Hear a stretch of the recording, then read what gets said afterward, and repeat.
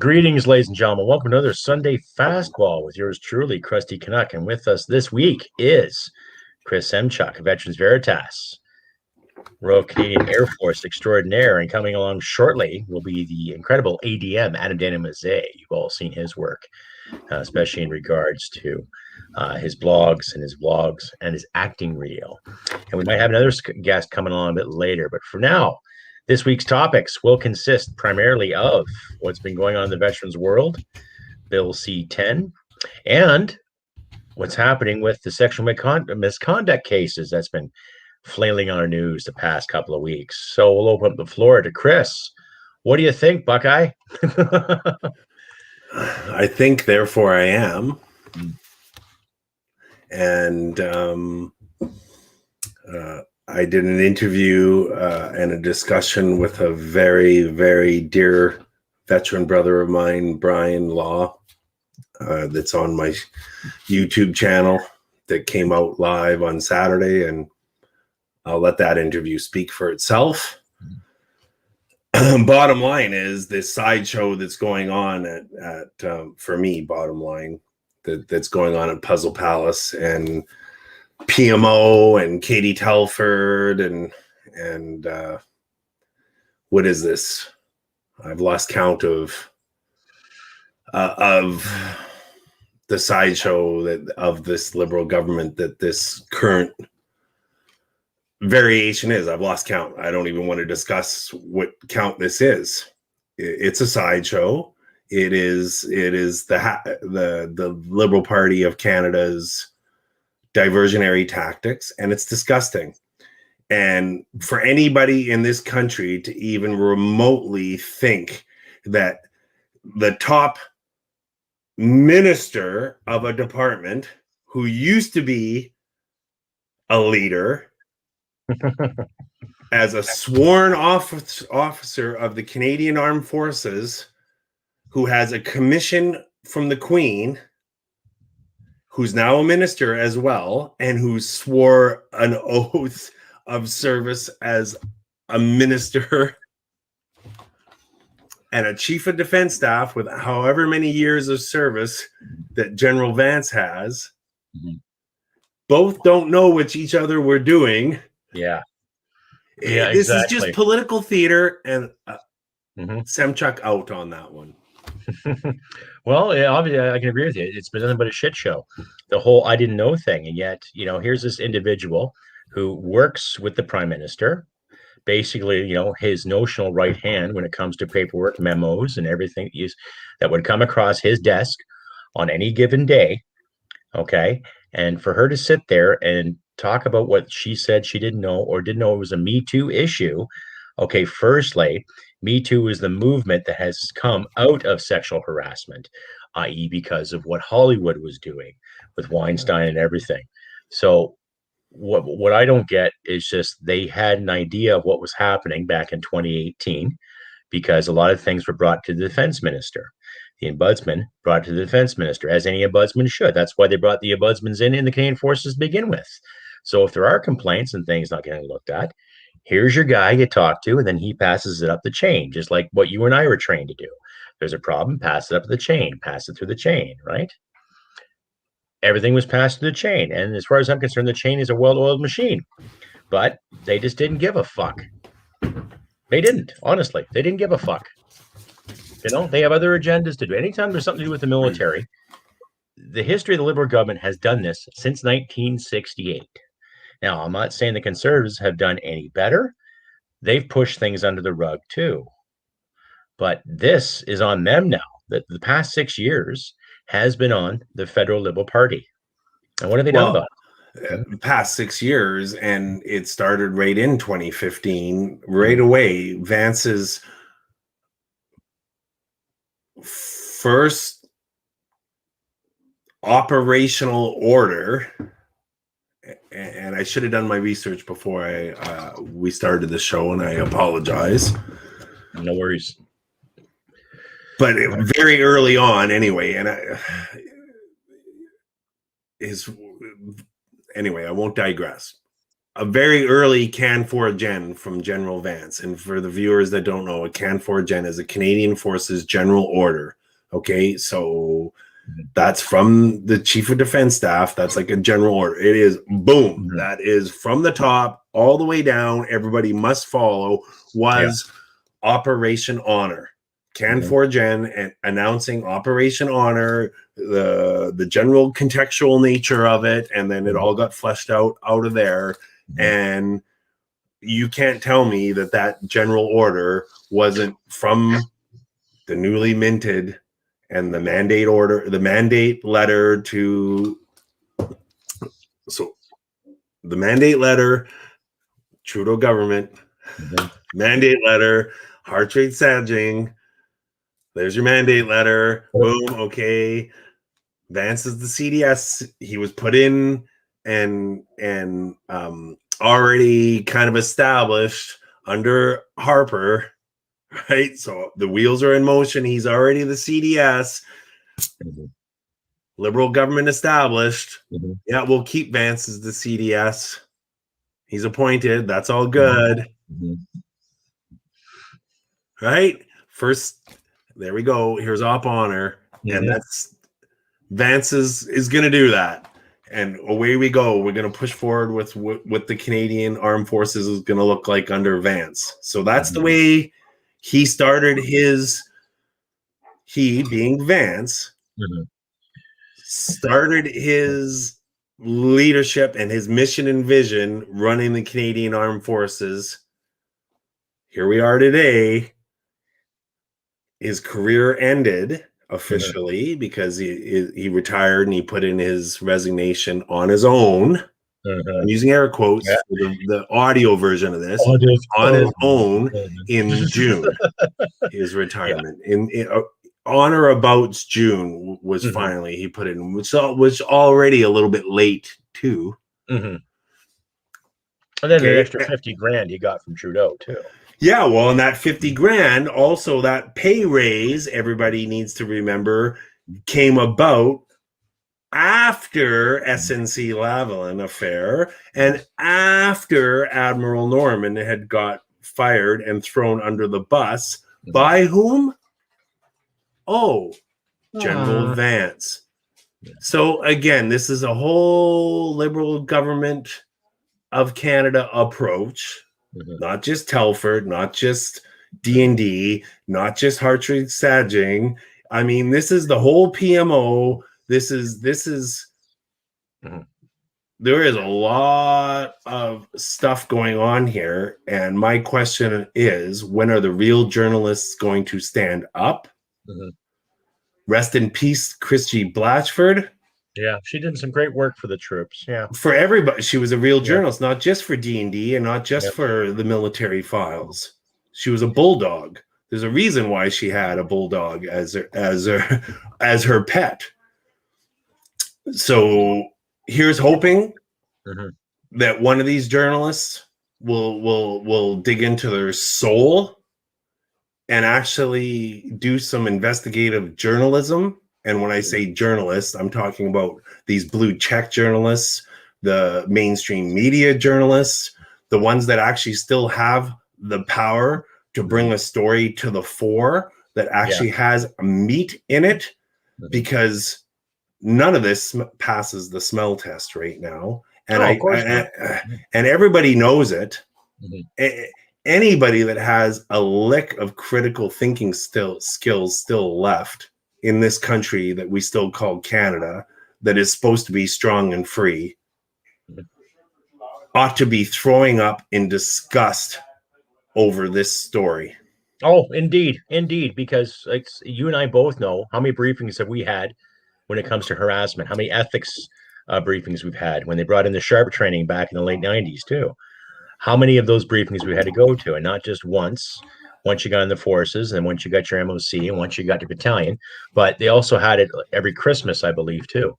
Yeah. And Sharp, just for the viewers and listeners that don't know, Sharp was introduced into the Canadian Armed Forces in around 1995, Canadian Armed Forces and D&D, and it was standards for harassment and racism prevention. very decent program, and it Yep. was just, hey, like, it's just how to avoid situations and how to talk and how to, anyway, let's not digress. Just stand. Just how to be. Yeah. Just how to be sincere and be a decent fucking human being. Yeah, and it was great. We all grew up that way, and we all grew up with leadership. We all grew up with ethics, and this stuff all came out around a horrible situation. And not to digress back too far into history, but around the Somalia inquiry in 1995, which was also a horribly politically induced debacle. Yeah. That it took the Canadian Armed Forces a good, till 2001 to recover from. Okay. Because there was no leadership around how that was handled. And it was a political debacle, the Somalia inquiry and that incident. It was. To recover from ethically. And a whole bunch of mechanisms were introduced around that. SHARP, standards for harassment and racism protection. The military ethos was codified into the forces. And then ethics.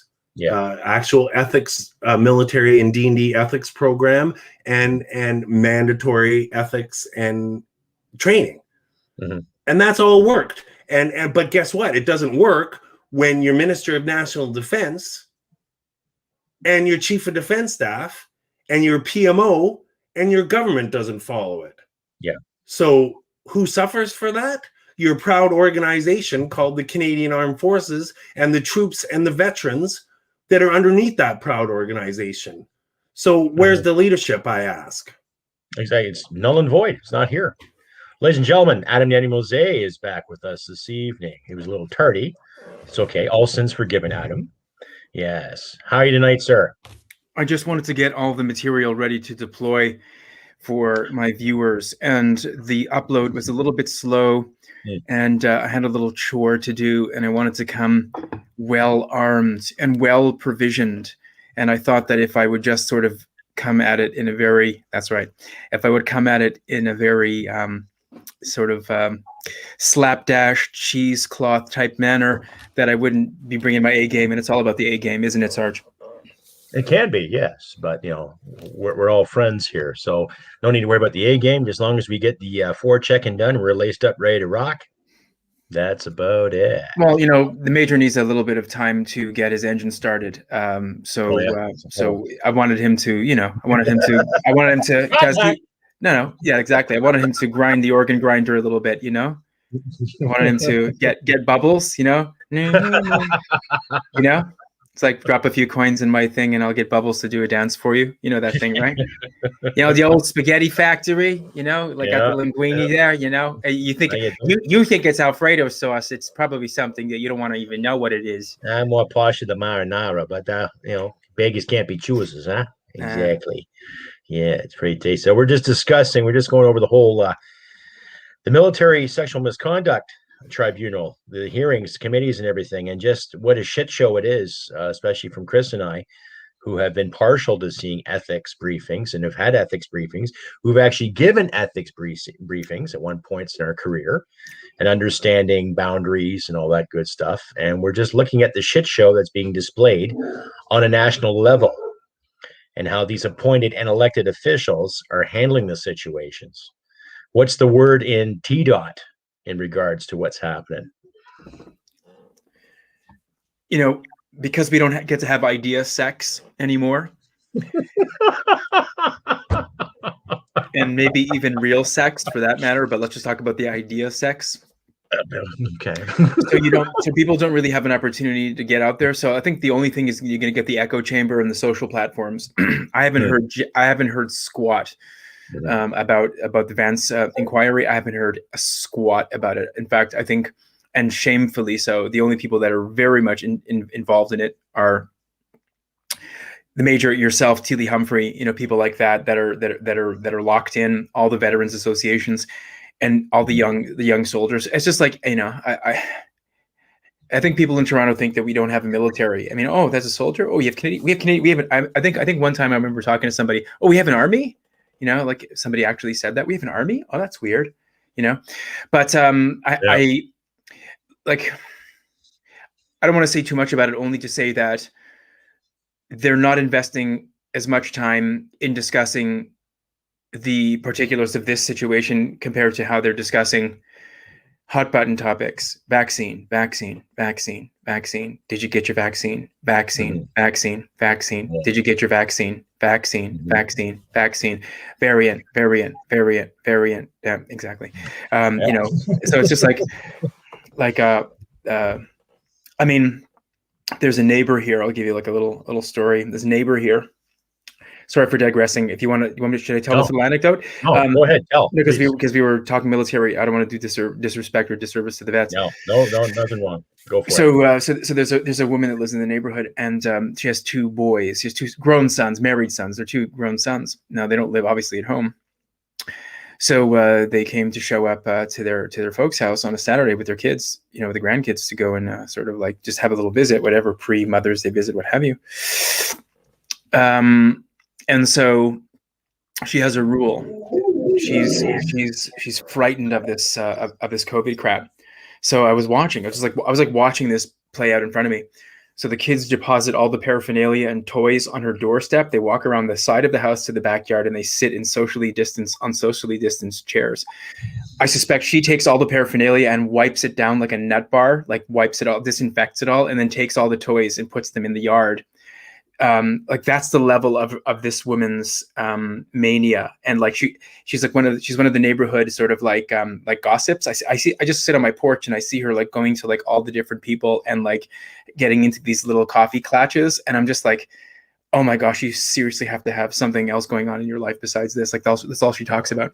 But like, can you imagine putting your grandkids through that? So like, oh, I'm sorry, you can't kiss grandma. Oh, I'm sorry, you can't, you can't, don't touch grandma. Oh, grandma's going to wipe down all of your toys with like Lysol wipes. And, and we have a handy little thing. Like, it just like, I think I was on a baseball post on Facebook, and some jackass said, because the Jays are in Houston right now, and of course in Texas has absolutely, they've lifted everything. There's like, they're trading, they're doing everything. They're squishing together in the bleachers. So some Nimrod writes on Facebook, oh, I guess they don't really take, I think the people in Texas think COVID's gone and dead. So I just wrote in the comments, I go, no, period, one period, gives period, a period, shit period, about period, this period. Hashtag we are living a lie, and it got a lot of likes, because everybody's fed up, man. They're fed up with this crap. They're so fed up with this crap. Like even the people that are vaccine nuts, even the people that are like I call them doctors. Like they're so expert at diagnosing things, like they're wannabe doctors. Even they understand that the economy has been completely sundered. Even they understand that we can't recover from this. Anyway, that's all I wanted to say about the vaccine stuff. So that's what's happening in TO. It's all vaccine all the time. And that's all anybody talks about. It's legal cannabis, vaccines, quixotic relationships, and ghosting. That's Toronto. How's that? Oh, don't forget craft beer. I like a good Asbury Rattler once in a while too. Yeah, true that. Sorry.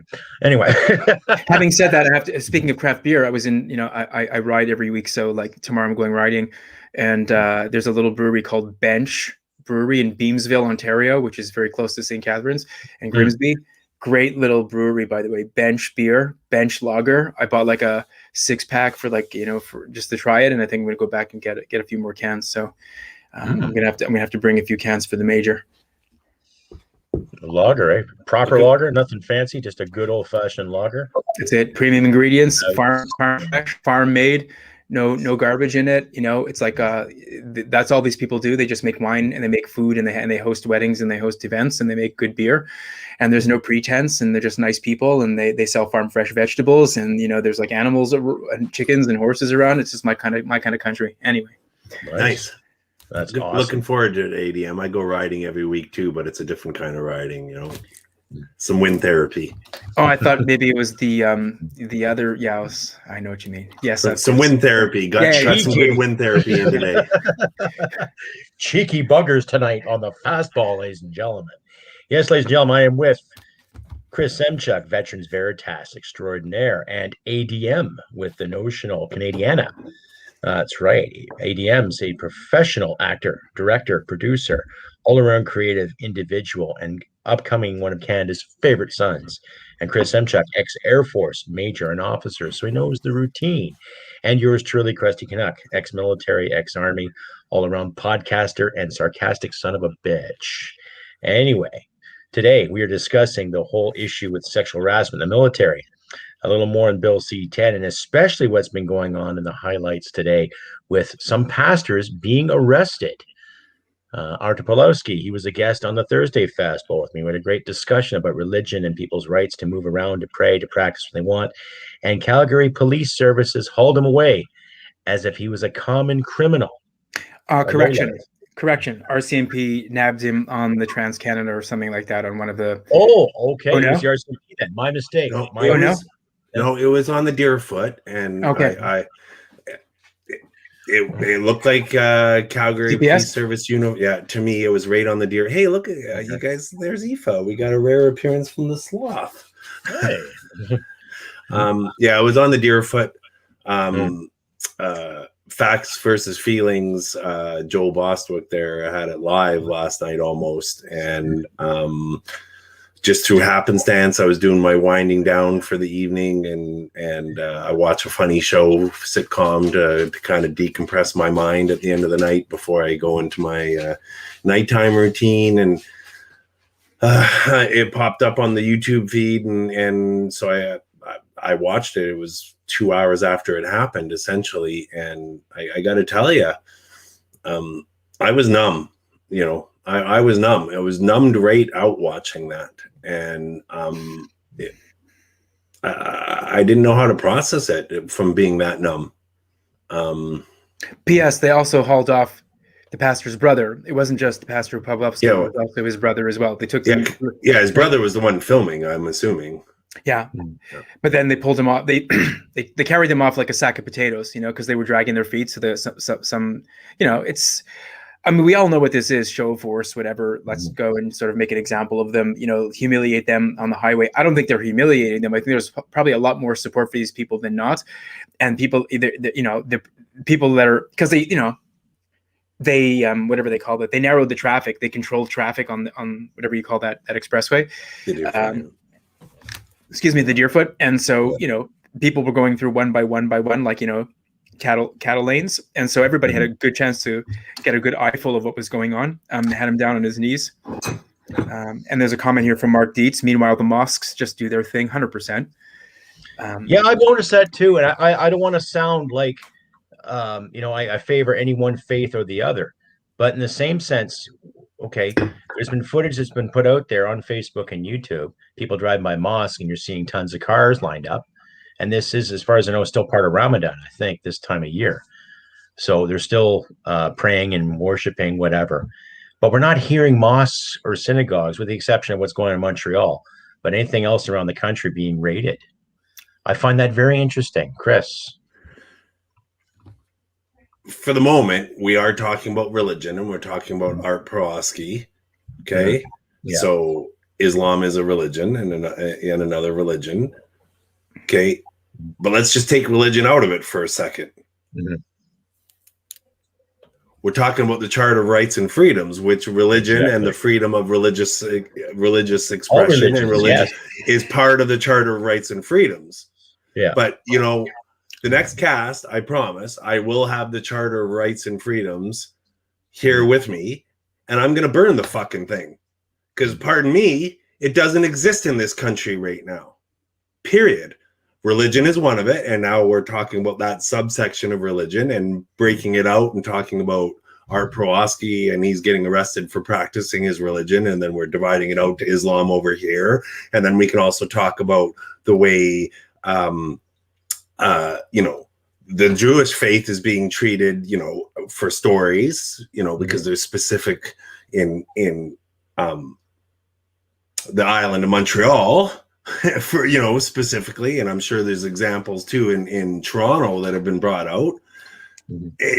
Bottom line is that charter is goddamn useless in this country right now. I can't get medical care. I can't get treatments that I need right now because I can't wear a mask.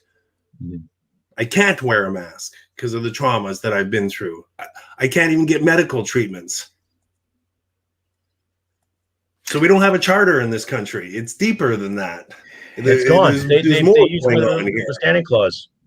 They use the whole so-called notwithstanding in the name of emergency and pandemic. And I can understand a notwithstanding clause if the scenario is like Red Dawn.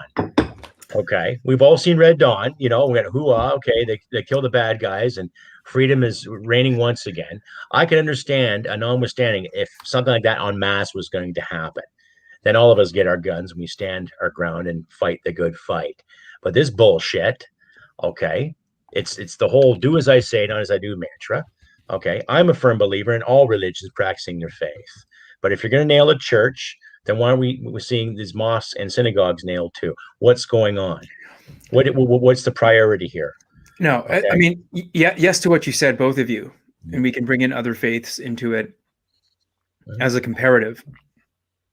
But why such artifice? Why such conniving? Why such plotting and manipulation? Why wait until the guy pulls away in his car, gets on the expressway, then you make a big show of narrowing traffic lanes, you kick him down onto his knees, you tell him to raise his hands and empty his pockets or whatever the procedure is. Then you hog tie him and his brother and you carry them off like sacks of potatoes. Why do you have to do that? You know why you have to do that? Because they don't like how he spoke to them. Like he said all the things. It's like when you get pissed off by something, it hurts because it's probably true. Like, you calling all those by law enforcement and special officers, special units, call them Gestapo and calling them Nazis and stuff like that. I mean, it's, I could just imagine the glee that they had when they sat in their little clutches, back at HQ, wherever all of them get together and they're like, we are going to crush this man. We are going to crush him in a methodical manner. Same thing with Chris Scott at the Whistle Stop and Mirror. We're going to crush this man. We are going to take Chris Scott away. We are going to crush him. A mild-mannered, quiet man, just wants to earn. Like the Whistle Stop's not a cafe. The Whistle Stop is like the main general store for the entire town and area. If you don't fill up, if you can't pump up your car, fill up your propane tanks, or whatever else they've got there at the Whistle Stop, then you've got to haul ass to to Bashaw. Yeah, you got to haul ass to like an hour off to Bashaw. So it's like a big inconvenience if Scott can't operate his business. And the guy's not like, and he's not like Pavlovsky in the sense of he's not like shouting and screaming. I mean, Pavlovsky's a bit of a grandstander, not to say that he's not genuine, just to say that he understands the power of media and using, and he has that pedigree coming from communist Poland. But, Mr. Scott's just a very, very mild-mannered family man. Everybody likes him. He knows his stuff cold. He knows what he can do. He knows what's legal and illegal. Like he's a very, very, I suspect he's a very straightforward, straight shooting kind of guy, Alberta style. And yeah, they made an example of him too. And I just told my mother this today for Mother's Day. It's like, a time is coming when the kids are going to be reporting their parents. I mean, it's got to happen, and it won't be like Stasi style, and it won't be Bolshevik style, and it won't be Nazi style. It'll be like this. I didn't get a chance to upload my video, which is another reason why it was a bit tardy, Sarge. I wanted to make sure that was going, but it was just going too slow. I digress. So what I was talking about was it'll be subtle. It'll be like this because you have the device here. So the kids will be able to say, hey, my parents are a little bit sort of slow in doing this thing. And I'm telling them that it's really important for them to do it because in school they're telling us to do this. So maybe you can just like give them a call and like tell them, hey, Mom and Dad, this is really important for public health, or this is really important for whatever agenda. And somebody from some bureaucrat will call them and say, hey, Mr. and Mrs. Smith, we got an anonymous tip. Like, this is how it's going to go. Right. So I don't think we're far away from that. I really don't think we're far away from that. And anybody that's not preparing for that eventuality and that doesn't know what their kids are looking at, like, we used to say the old expression, do you know where your children are? Remember that, all those commercials, right? Now, do you know so I would say in response, do you know what your kids are surfing, what they're swiping, what they're browsing? Do you know what they're sending? Do you know who they're talking to? Do you? Do you? You don't. I mean, you don't, because in the case of most parents, the kids are smarter with the technology than the kids are, and the kids can cloak what they're doing, and they can use what do they call that setting on Chrome? Like you can use like a cloaked or a private browser. Incognito. Thank you. Thank you, sir. Yes. You can use an incognito browser, or you can use Brave, or you can erase your history, or they can delete your cookies. Like, the kids are so smart, right? So they know how to get around all those roadblocks. But that's really where we're at. And if anybody doesn't think that that's where we're headed, you're seriously, not this present company, nor these two individuals, nor anybody that's listening to us, but people that we meet. If you seriously think that that's not happening, I cannot stress how in the rhubarb you are. Chris. Well, sorry, Crusty. I know you wanted to jump in on that, but on that point, like it's totally true. ADM, like people that used to be sheeps and lions, for whatever reason, people that used to be lions or lionesses, for whatever reason, because of the fear and anxiety created because in Canada, especially because of the lockdown and the situation since 2015, I'll just call it since 2015, because of the events that we were going to talk about tonight and that are on the list of discussion that will continue on in this discussion since 2015. I don't know why it's been since 2015. People that used to be lions and lionesses are now sheeps because of the fear and the anxiety. And towing whatever line. They're not, some of those people are not going to become that are sheeps. They're not going to become lions and lionesses anymore. They're just there, and there's not going to be any waking up of them. Yeah, that's a good point, because I think after successive generations, and any geneticist will tell you that, like, you can actually coax out a specific behavioral reaction over time by, like, it's like priming the genes in a certain direction, or like brushing the hair in a certain direction so that it continues to grow in that sort of a way, to use that analogy. So yes, I agree. And I'm just trying to think in my mind how to really express this. If you keep squeezing people and squeezing them and squeezing them and squeezing them and taking stuff away from them, taking opportunities, taking away their mobility rights, taking away their income, taking away, their dignity, well, then they depend on you. It's like any prisoner, like it's like a concentration camp inmate, or whatever you want to call it, like a prisoner, like you keep squeezing and squeezing and squeezing that, like all you have to do is, like, you deprive them of everything, and then you throw them a shard of a chunk of bread. You throw them a hot bowl of gruel or whatever garbage you put in it, potato peels and fat bits and bones and garbage and ersatz this and ersatz that, like, and they're grateful. And they're going to listen to everything you say, because they're going to depend on you for everything, and you just have to, I talked about this in my vlog today, just a shameless plug for my vlog. Like, I talked about the new colonialism. The new colonialism is this. What do I mean by that? In the old days, you used to have to send troops, materiel, artillery, weapons, beer, hopped up on hops, to the Raj. You don't have to, Great Britain, Portugal, Spain, the Netherlands, Germany, whatever, all big colonial powers. You don't have to do that today. They know where you are. They know what you're doing. They know what you're searching. It doesn't matter if you use DuckDuckGo and Brave. I use all those things in a VPN. They know where you're going. They know what you want. They know this is rammed up your what crack, or down your where. This is on you at all times. I don't care how old you are. I don't care what you do. This is the new colonialism, and you're aiding, and not you, but like one is aiding and abetting them and allowing them to do that by constantly being dependent on this device, which most people grasp at 300 plus 400 times, it literally touch it 400 times a day.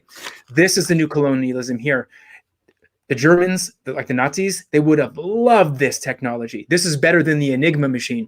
The Enigma machine was pretty damn complex. This is the killer app.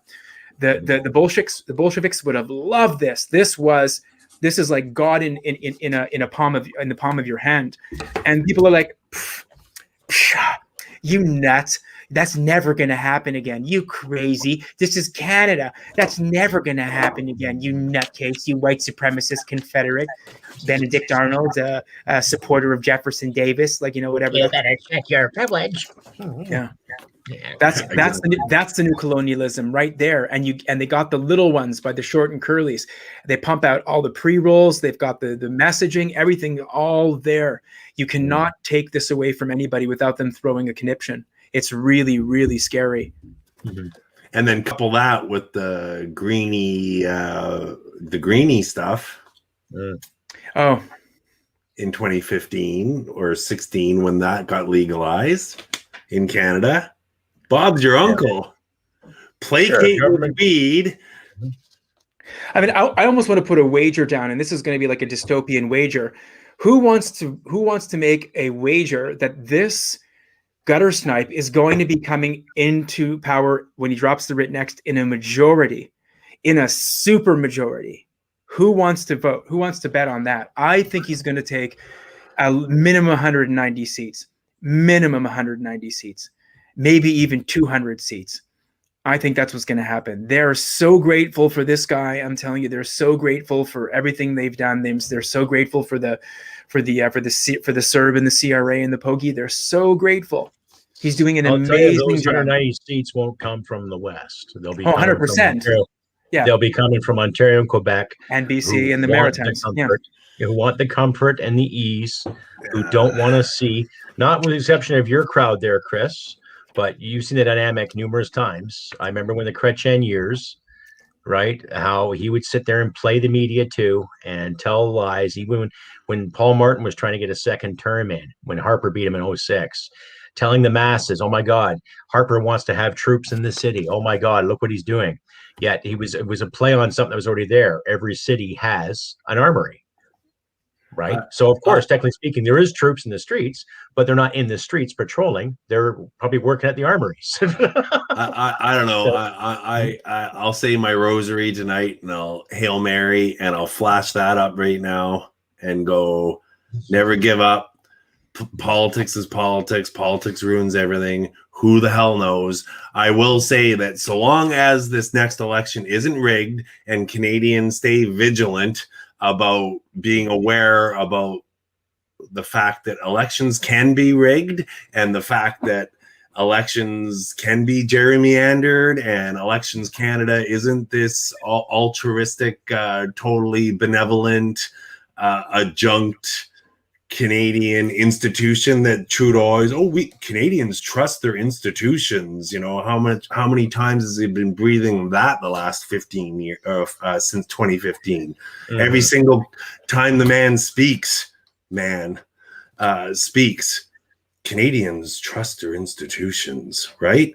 So long as the next election, whenever it happens, is legitimate and isn't gerrymandered in some sort of way. Mm-hmm. You mean jerry rigged? Jerry rigged or whatever. Yeah. Or the system's gerrymandered like they do in the States somehow. Then I will just never give up, and who knows what could happen, even with first past the post. Mm-hmm. Yeah, and they were supposed to reform that too, but that never happened. Right? GDR, the maker. Sadly, it does appear the way things are headed there, Mark. Every attempt for a peaceful, lawful return to proper and respectable government is being rebuked on nearly every level. How long till someone, and how many times have you heard my show, gentlemen, where I've talked about violence? I've seen the violence. I know what it is. It's not sexy. It's not fun. It's not glorious. Yeah, it is when you're watching Platoon or Full Metal Jacket or any kind of war movie where the good guys win. But after my experience of seeing what the good guys do, it's just as chaotic, just as nasty, just as deadly, just as vile, just as disgusting. Like death has a smell to it. It does.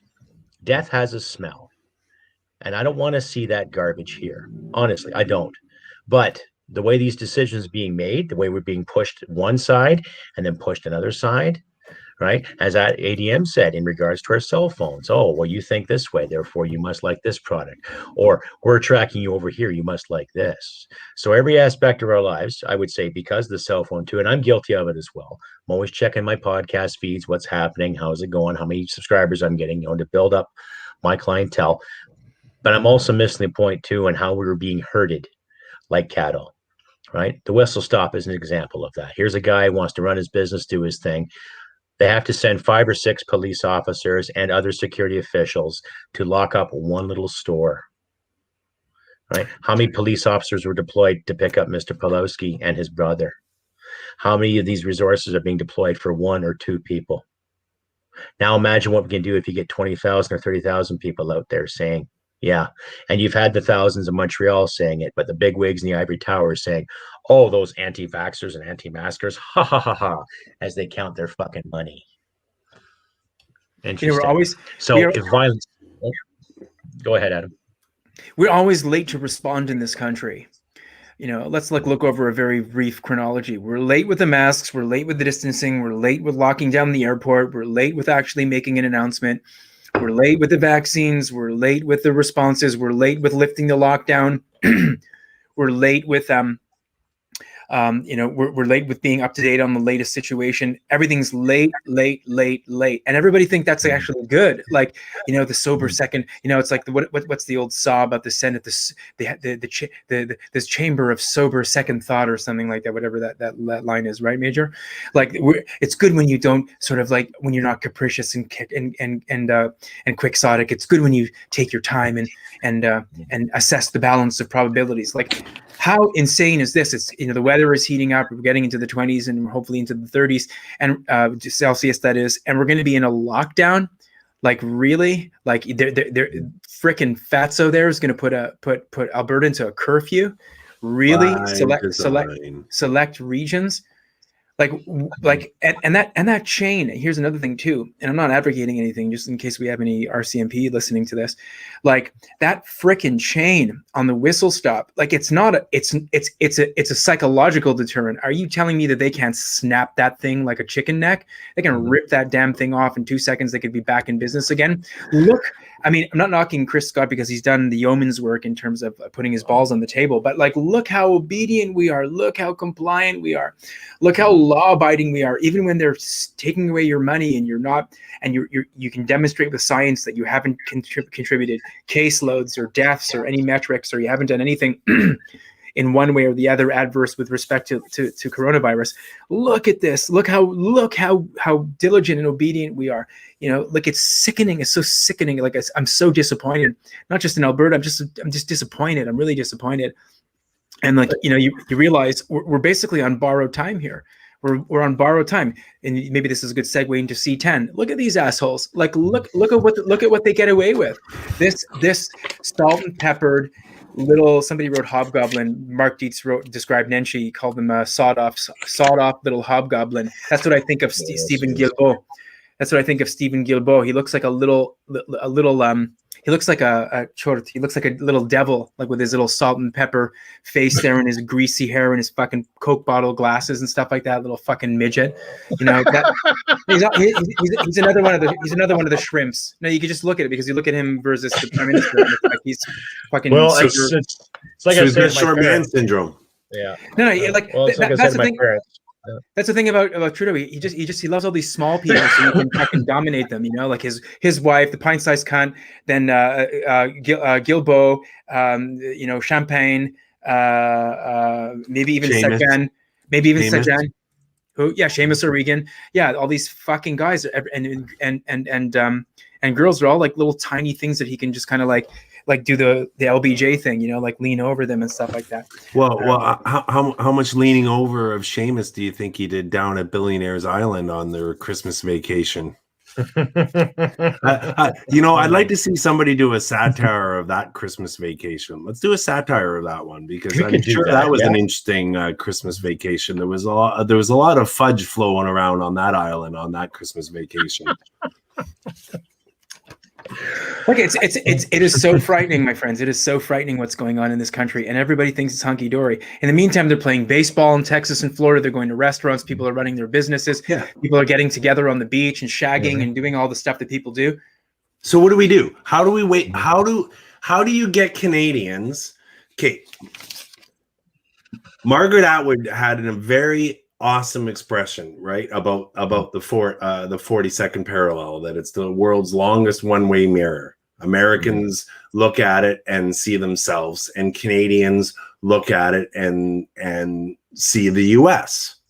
All right, but I would argue that right now in Canada, because of this lockdown situation and because of all the measures in Canada and because of the Trump derangement syndrome that has been over since January, right? So we're 5 months away from Trump derangement syndrome. We've got the savior, the holy savior, for 5 months down there now. But yet Canadians are still, that quote is not apropos anymore. Canadians are we're locked down. We don't see. Look down to the States now and look down there and actually see the States and see what's going on. You've got your savior down there now, Canadians, that have been beat up for the past 4 years with this Trump derangement syndrome. You've got your goddamn savior down there, Canadians, that have been waiting for Biden to save us. Canadians. Wake up. What's it going to take to wake up Canadians now then? It's 5 months into it. It's 5 months later now. All that stuff's over.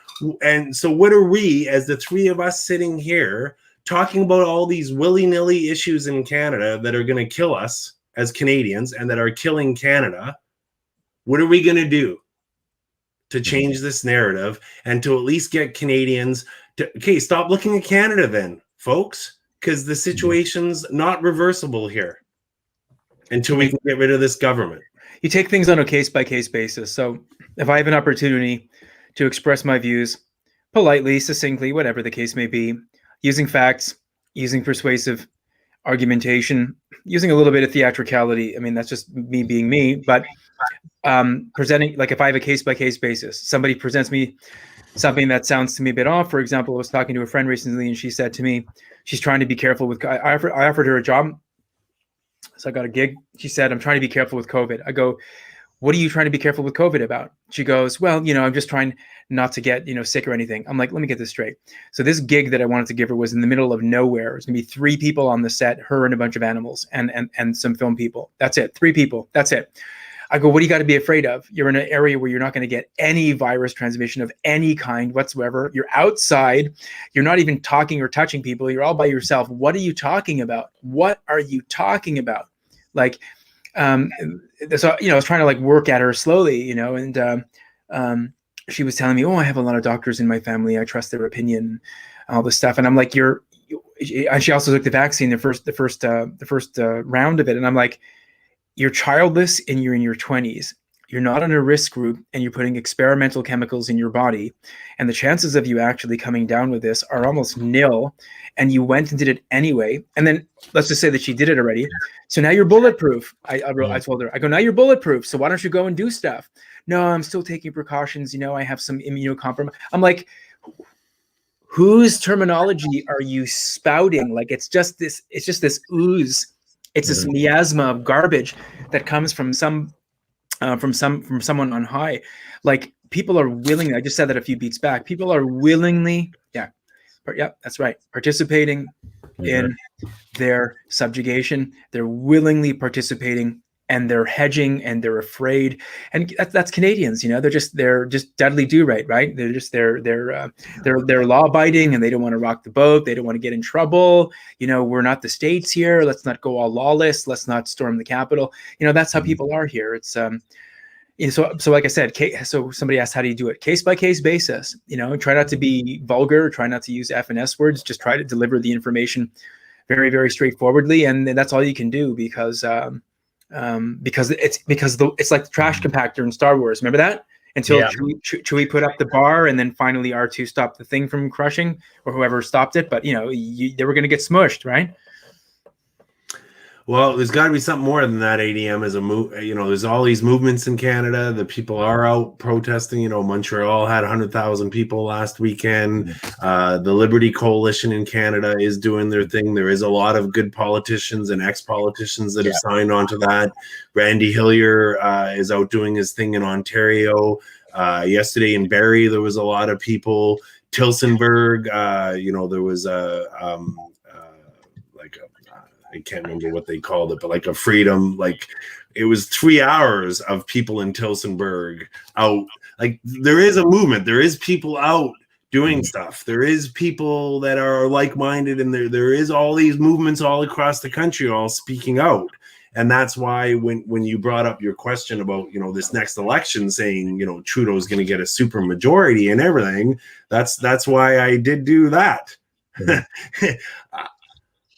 if everybody does go out and vote, and all these people that are out there quietly doing their thing and speaking out, but the media is not covering it and such, I think the situation, I really hope and I really have faith that there is a lot of Canadians where the waking up is coming. You're just not seeing it on social media. You're just not hearing it in the mainstream media. The real folks that do the work and that are blue collar and that actually pay taxes and that actually are workers, the yellow vesters for that old movement and stuff, the folks that are actually impacted by this, the people that actually produce and work, when it comes to going and putting the check in the box in that voting booth, are going to be impacted by this. And it's just a matter of those numbers when it comes to putting the check in the box of whether they pan out when it comes to voting day. And that's why I'm not willing to give up on this matter. And I just hope it's not too late in Canada yet. Well, Mark Dietz says maybe Canada needs 4 more years of JT to cram down the sheep's throats. Just like your dad catching you smoking, it makes you smoke the whole pack till you're sick. And very good point, Mark. Exactly. Very good point.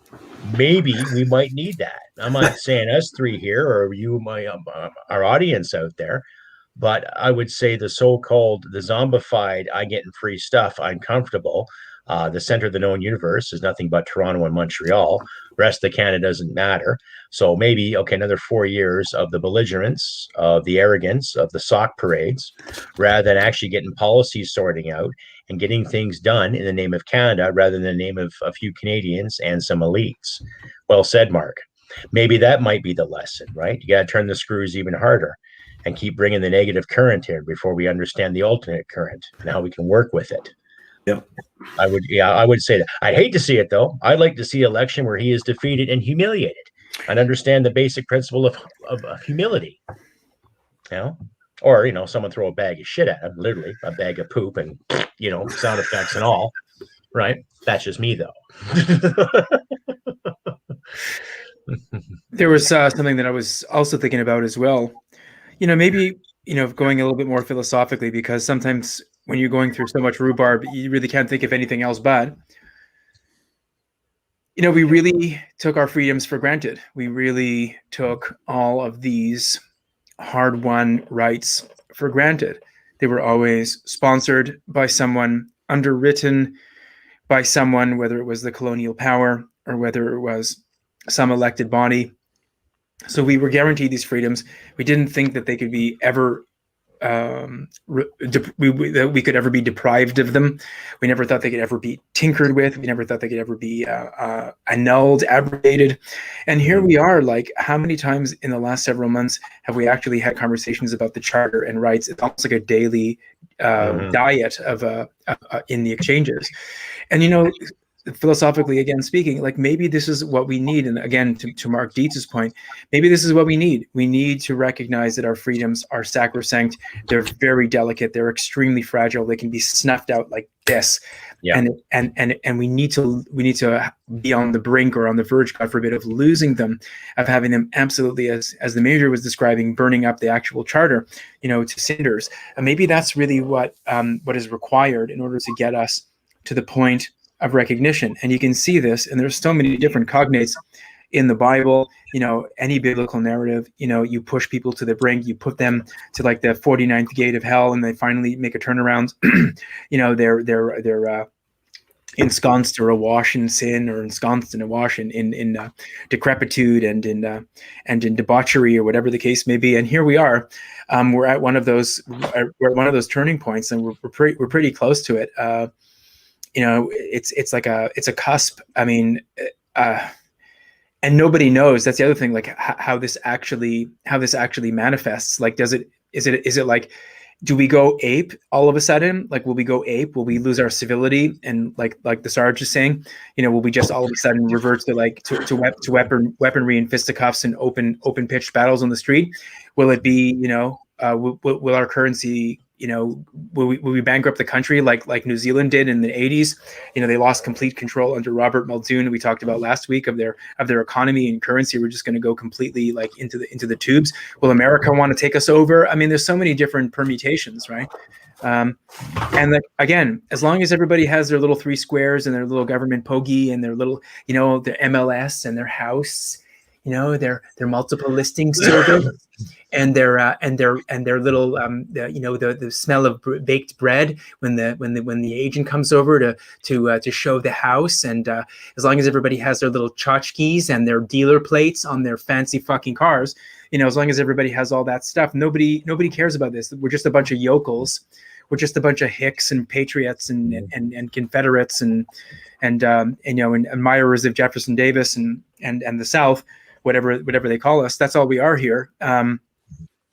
Until it goes all Pete Tong, and then it's about like, it's like that movie where they had one night. Who wants to quote me on the title? One night to commit any crime you possibly want. Just one night of amnesty. Oh, The Purge. Yeah, The Purge, the whole Purge series. Yeah. And when you watch that series, and I actually enjoy that series, like that series of films and the brief TV series they had on there. And a lot of the writers have done what they want with it. When we watch the first couple of movies, you see how society was easy manipulated into doing that for that one night out of the year. And the people that made money off of it, i.e., the protagonist was a guy who sold the great big fences and everything to his neighborhood to protect them from said purge. And it was ironic enough how the neighbors came to get him in the end because of that. And it wasn't like he wanted to make them suffer or make them go without. He was just running a business, and he struck gold with selling that equipment. And then the neighbors coming on and trying to get their piece out of him, even though they bought the materials. They took part in his salesmanship by buying his product and knowing what was happening. And then you're cheering for these guys 1 second. Then you realize, okay, they're coming to kill him too. Interesting. So you saw the balance of power in that flick. And I thought it was really good. The new founding fathers, for example. Who are the new founding fathers? Who are they? And then when you watch the second and third, you get into their story. Oh, okay. So it was really good in that matter, and then the death tourists coming around because, we get to kill Americans. Let's go on a holiday in America for this. And I think what was one scene where they actually killed somebody visiting from Holland who wanted to kill his first American. You're just like, oh, wow, holy shit. So hats off to the writers and the actual actors in that who presented such a great story. But on society's level, it makes you think, you get the old, interesting.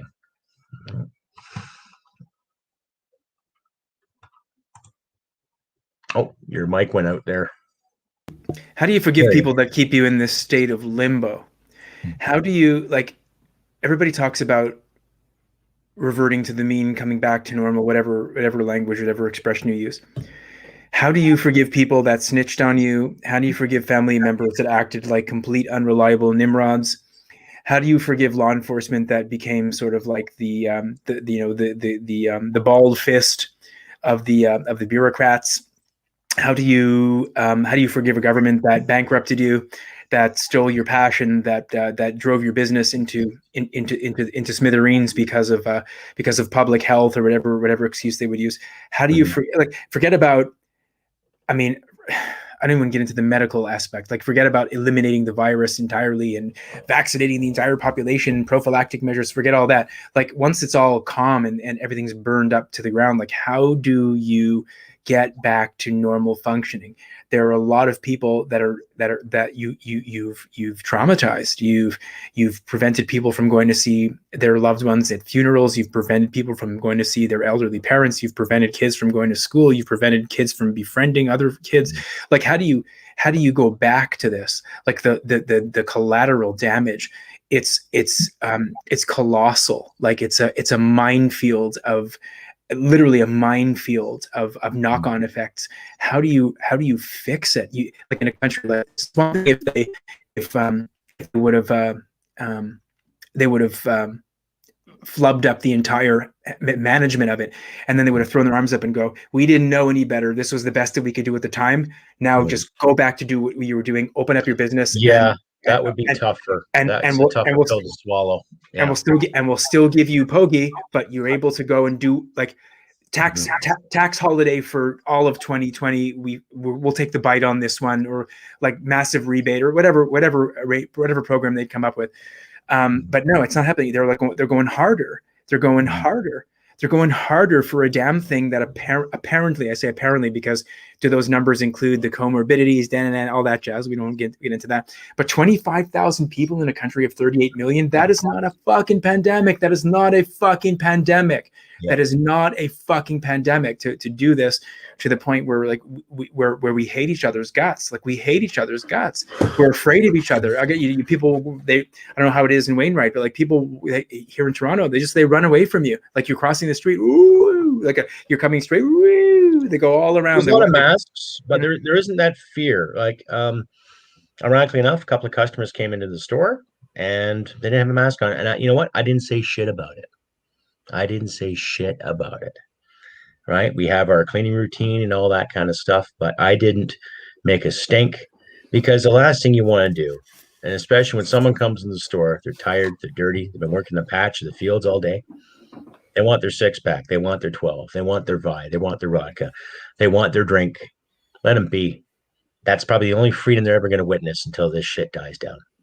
So who am I to deny someone's freedom of choice? And that's what it comes down to. And we have strict rules when it comes to cleaning and wearing your mask. Okay.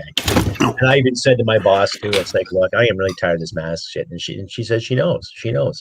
She's got to deal with it too. And as soon as I step outside, the mask is off. It's off. When I go in the cooler to move beer, it's off too. So I try to make the compromises. But I see where you're getting at. It's like, who we're going to forgive? Okay, so it's smoke clears.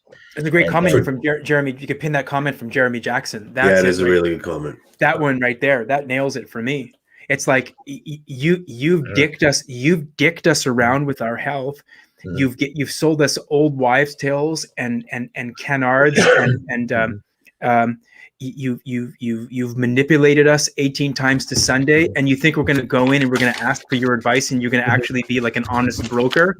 You're going to tell me what's honestly wrong with me. I'm going to believe you when you say that you're prescribing me this particular drug and you hand me a script that you're not actually getting a kickback from said pharma company. Yeah. I'm going to actually trust you now that you're doing something that's in the public interest. Yeah. That you've actually sincerely upheld the Hippocratic. Like, are you kidding me? Like, are you kidding me if you think, there's probably a subset of the population, Major and Sarge, that's really this credulous, that is this gullible. There is a subset of the population that will be like, whatever you say, you jump 5, I'll jump 5. You say jump 2, I'll jump 2. You say sit down, I'll sit down.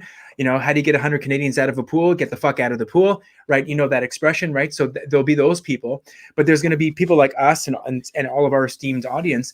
We're like, no.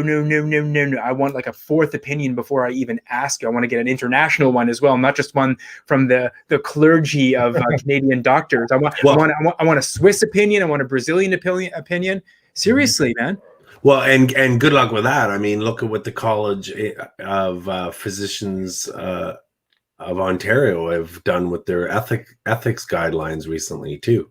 And we don't need to digress to that. But again, once trust is breached, and on any level, look at your own personal relationships, right? When you're burned in a relationship and trust is breached, forget it. It takes years to get that back. We've all got examples, and I won't give a personal example right now because it's outside the scope of this conversation.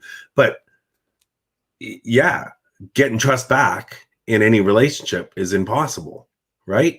And forget about a professional relationship that you have too. So on all levels and every domain in society right now, political, business, medical, lawyers, they're all being screwed around with, and all these professional organizations are changing their ethical dynamics and their ethical guidelines. during this pandemic, and I don't know why it's still being called that in Canada. How is Canada still calling it that? As far as I know, the WHO isn't even calling it a pandemic anymore. Well, it doesn't mean it does. It's not a pandemic anymore. Yeah, it's ratings. So it's stop with the fear. Exactly, it's a ratings game, and it's selling the fear. But it's because of that fear, guys like us here, we're sitting here trying to tell the world it's fucking okay. Go out and do your business, but we got to fight for this. We got to fight for the stores to stay open. We got to fight for the religious pastors down the road to go out and preach their gospel. And it doesn't matter if you're a Christian or not. That is one of our fundamental rights. Chris, we signed the dotted line to fight for that shit. And it's being taken away. For what? So some politician can get paid in Calgary, Edmonton, Toronto, Montreal, right? Even La Belle Provence, they had this curfew since, it's only going to be a 2-week curfew in fucking January. Now it's May. Now look at the walkouts and the uprisings, and it's turning into a boiling pot. It's going to boil, and it's going to blow like bad fucking sauce. Yeah, whether you're religious or not, the Bible is a book. Mm-hmm. It's called the good book. Maybe you think it's a bad book. If you think it's a bad book, it's still a book. And the number one expression in that book, in its various ways that it's used in that book, is no fear. Mm-hmm. So please just stop living in fear. Yeah. Okay? If it's fear around this shamdemic, pandemic, whatever, fine. Have those fears, but do your best to assuage those fears and live your life in some sort of a different way and do something else. Don't read. Do something else. Prepare, exercise, breathe, eat healthy. Like, do something else. Do you remember that scene from The Matrix where he eats the steak? He blue pills himself, and he takes a morsel of the juicy steak. Yeah. And he kind of fondles it on the end of the fork, and he goes, "That's a great actor, that guy, by the way. He's a character actor. I forgot his name. Italian guy. Joey Pantolino. Joey Pants. Yeah. And he fondles the fork, and he goes, "I know this isn't real. I know this is a fabrication of my imagination, but it's so damn tasty." Eats out of The Matrix. So we are underestimating, and it was a comment here by Mark Dietz again. He's going, on fire. Yeah, he's got 1,000 slugging percentage. Mm-hmm. So you're underestimating how people make the triage in their minds. And I've heard people talk like this. That's why I can vouch for it. They can talk a mean stick. They can protest all they want. They can read all the oppo literature, watch all the videos, and they can shout at the rooftops. You wouldn't believe how many of those people actually still go for the jab and actually still wear the face diaper everywhere in the car.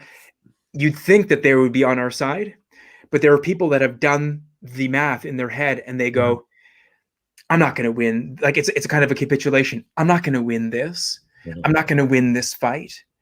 Even if I think the whole thing is a bill of goods, is a false bill of goods, I'm not going to win this fight. So I'm just gonna give in. Like, so Dietz was saying about how some cops they have families, they got to feed them too. They don't like what they're doing, but if he doesn't do it, he doesn't have money.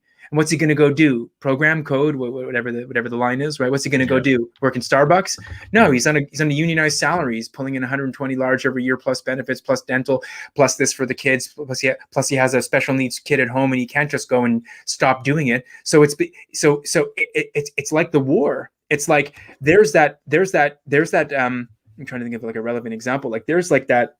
Like you're a concentration camp prisoner, and there's like a steaming plate of stew. I'm going to rip your eyeballs out, to get to that piece of stew. Even though the guy in real life is a university professor, and the opponent is a man of the cloth, you're going to rip each other to shreds just to get at that. It's going to go down to survivalism, to Maslow, to hierarchy of needs. And so that's what Mark was saying. And I think there's a lot of people that have made that triage. They're like, you're never going to hear them express it, because once they do, then they've outed themselves. And once they've outed themselves, they're going to lose their job. They'll just do it.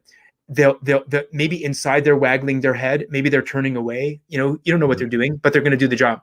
And that's how, even with the if you study about the Einsatzgruppen that were shooting Jews in the occupied territories, Ukraine, Belarus, whatever, Moldova, like, you liquor them up first time, vomiting, repugnant, hate themselves, want to shoot their brains out. Next day, easier. Next day after that, no problem. It's just a thing. Breakfast, schnapps, bang, bang, bang, blow people away. Next row, next row, next row, limestone, boom, let's move on, next town.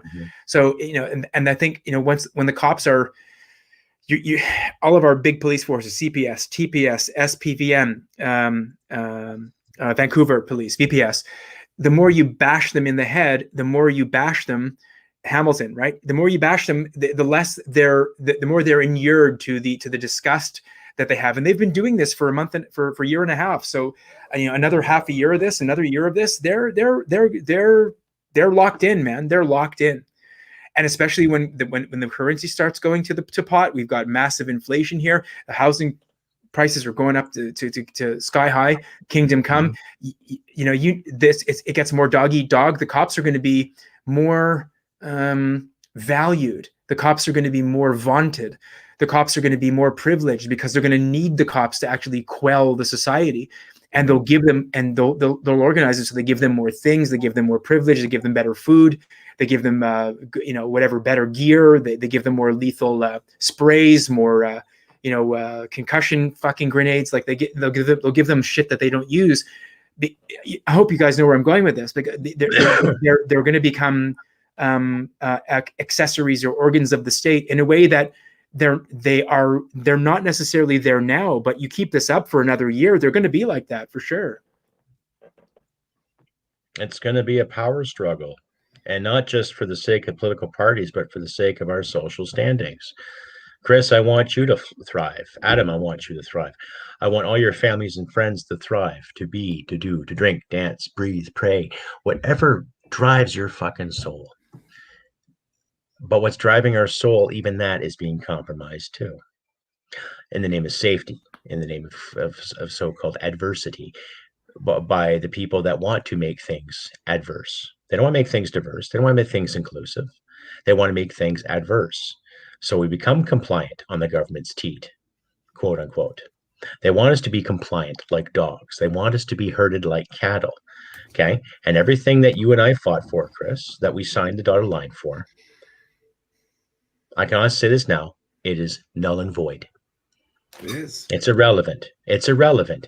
And you're right about the Charter of Rights. We might as well just burn them too. But then again, when I signed my affirmation, that's what I stood for. That is what I stood for. That's what my grandparents stood for. My grandparents survived the Great Depression. So did my wife's grandparents. They learned how to make use of a bag of carrots or a bag of potatoes, how to do things with a flour sack, how to make a well more efficient by hard labor and understanding proper rationing in the name of living, but living with some comfort too and some sanity.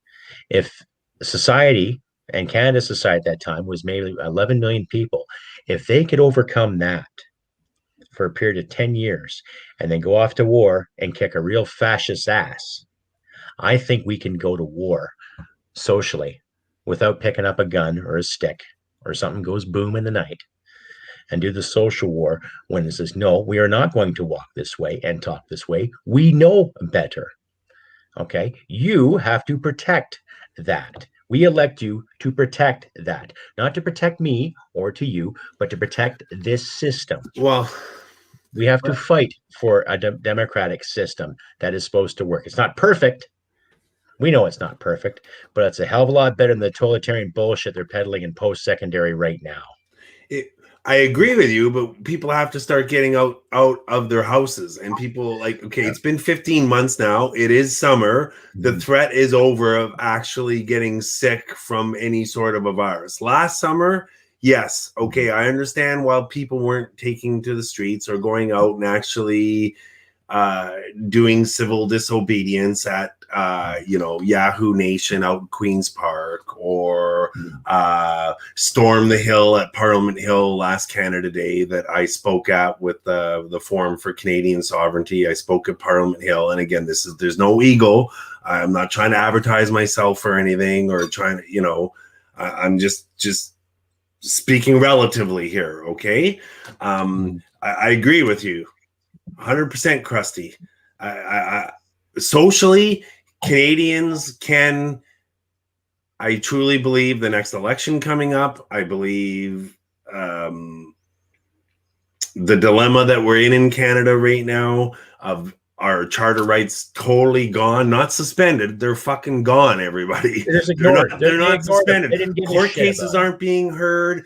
The court case that did go to the federal court for the quarantine prisons, they're not hotels. That's all fucking fancy language. You come back from Canada, you're not in a quarantine hotel, you're being imprisoned, folks. Okay. Our charter rights are gone. All right. This summer, people should be taken to the streets. There should be civil disobedience. If there is events going on and everything, get out from behind your computers, go out, go walk around. There was one in Toronto this last weekend that went all the way through Yorkville and all that kind of stuff, everything. Go out. If you have the means and you have the opportunity and you don't have a family to support and you're one of these millennials and you're this friend that ADM talked about earlier that's a young person and out there and has their shot and everything, take some risks, people. In order to beat what's going on in Canada, people need to take to the streets. They need to get out and take some risks. There's no rewards in life without risk. Okay? And the government's not going to hear us. No, do you have to be going out and screaming and carrying signs and going to protests and everything? No. But can you go out and run and anyway, whatever you are in your mind and what your conscience can do for yourself to take the risks, everybody start doing it in Canada. And then, yes, socially, Canada will win. We're at war within our nation right now. Okay? And this summer, if everybody starts doing that, then yes, Crusty, for sure. It's not about an election. That's another thing. That will come. But if every Canadian starts just idealistically start taking some risks, then yes, maybe the governments and maybe these fat bastards and these people that are getting their paychecks that aren't affected by any of this, maybe we'll start developing a conscience and maybe we'll start throwing up every morning like I do because of the anxiety and the depression and the sickness that every morning the PTSD brain kicks in and I got fear and anxiety and depression because of PTSD. And why? Because this shit makes me fucking sick. You and me both, brother. You and me both. Julie Davis, I heard a report a couple years ago about Canada being ripe for a rise in nationalism. Be careful what you wish for. And, well, it's not like we're wishing for it. It's always been there. It's just never been brought to surface because I remember back in the 80s when it was passé to fly your flag unless there was a Canada Cup going on or something to do with sports, right? I remember people pissing on the military then when it came to the peacekeeping efforts and the 1987 Defense White Paper report that never came to fruition. Neither did the 94 White Paper report for that matter too. Nationalism, it can be used both ways. You can love your country, wave your flag, just like my last episode where I said the Midnight Oil song, my country, right or wrong. We're not perfect. We've made mistakes. We have we have lots of dark chapters in our history too. But I like to think in the past 100 years, this country has come such a fucking phenomenal long way when it comes to looking after people, letting people just be, regardless if it's based on the Judeo-Christian model or the democratic model or the parliamentary model. There's nothing wrong with the flag behind me or the maple leaf you see on every fucking federal building. Nothing wrong with that. I think it's worth dying for. Like I've said numerous times, till my last fucking breath, right? Till my last breath. Because I was raised with morals and scruples that surpass some dictatorships, quite a few dictatorships. It doesn't matter if you're British or if you're American. Our democratic systems are worth fighting for, period. And if I elect someone to do a job for me, that man or woman better do the fucking job. If not, then they're gone. Plain and simple. It will take nothing to promote recall legislation because there's legislation what we have to do with our money, how we wipe our butts, how we pick our nose. Well, let's have legislation too, and how, okay, you've been in power a year now. We are now in debt $100 billion. I think it's time you fucking leave. Or you've been in power for a year now. We're constantly giving money away to this group over here on the other side of the ocean.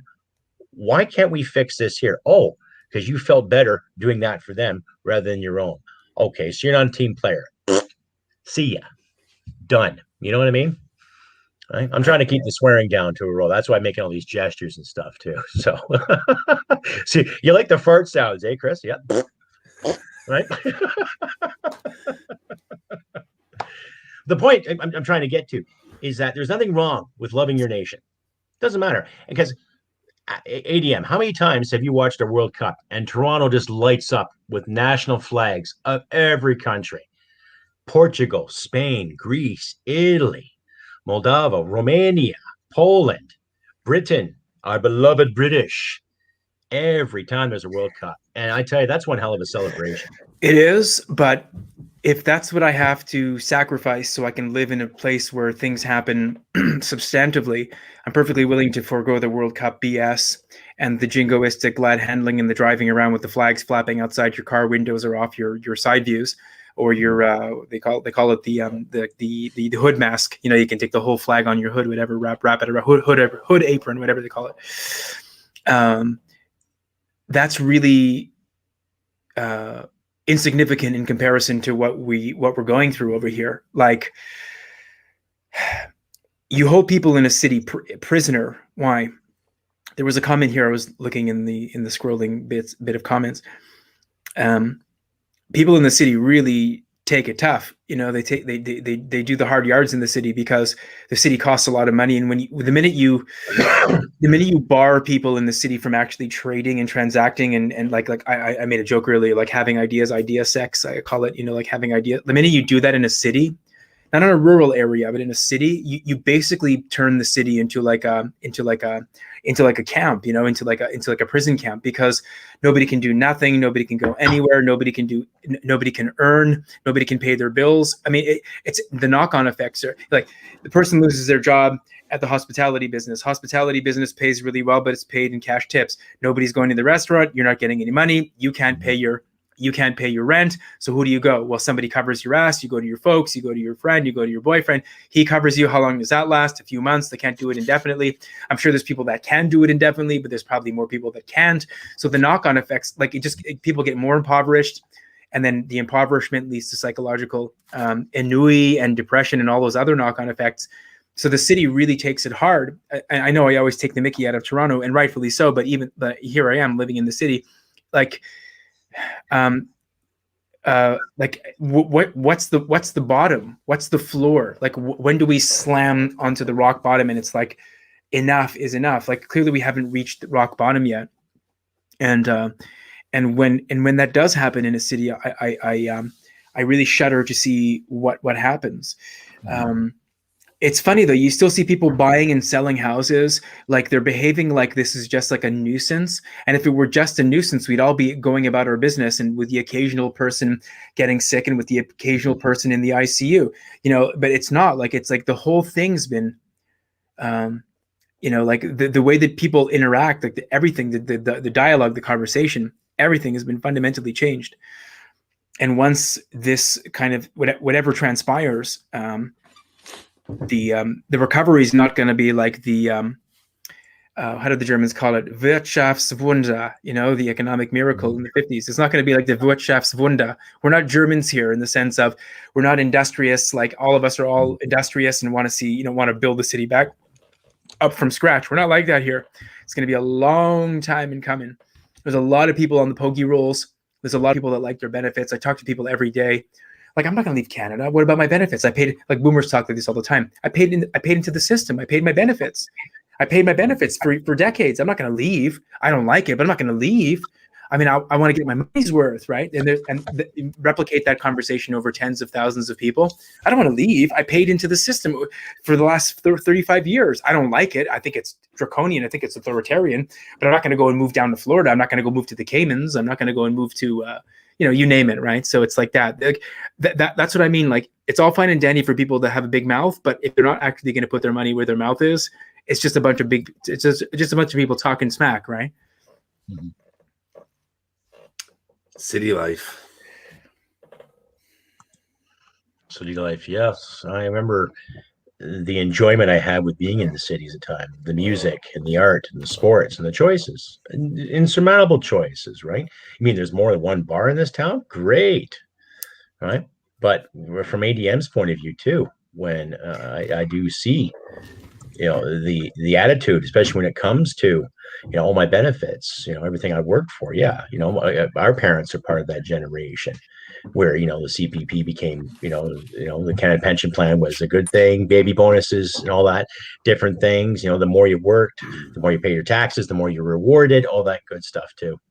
But it just coincides too with that old adage, and I'm sure you've seen it in, the center of the known universe.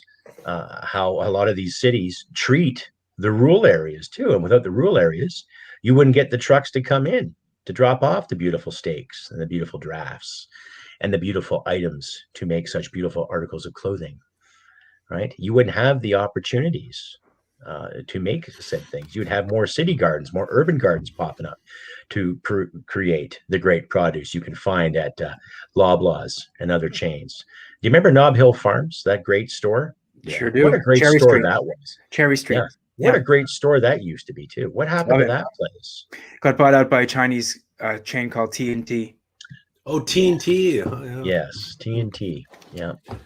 And I remember the selection you used to have at those places too. Melville Farms for veg was like the bomb. It was amazing. They had great veg, cheap veg.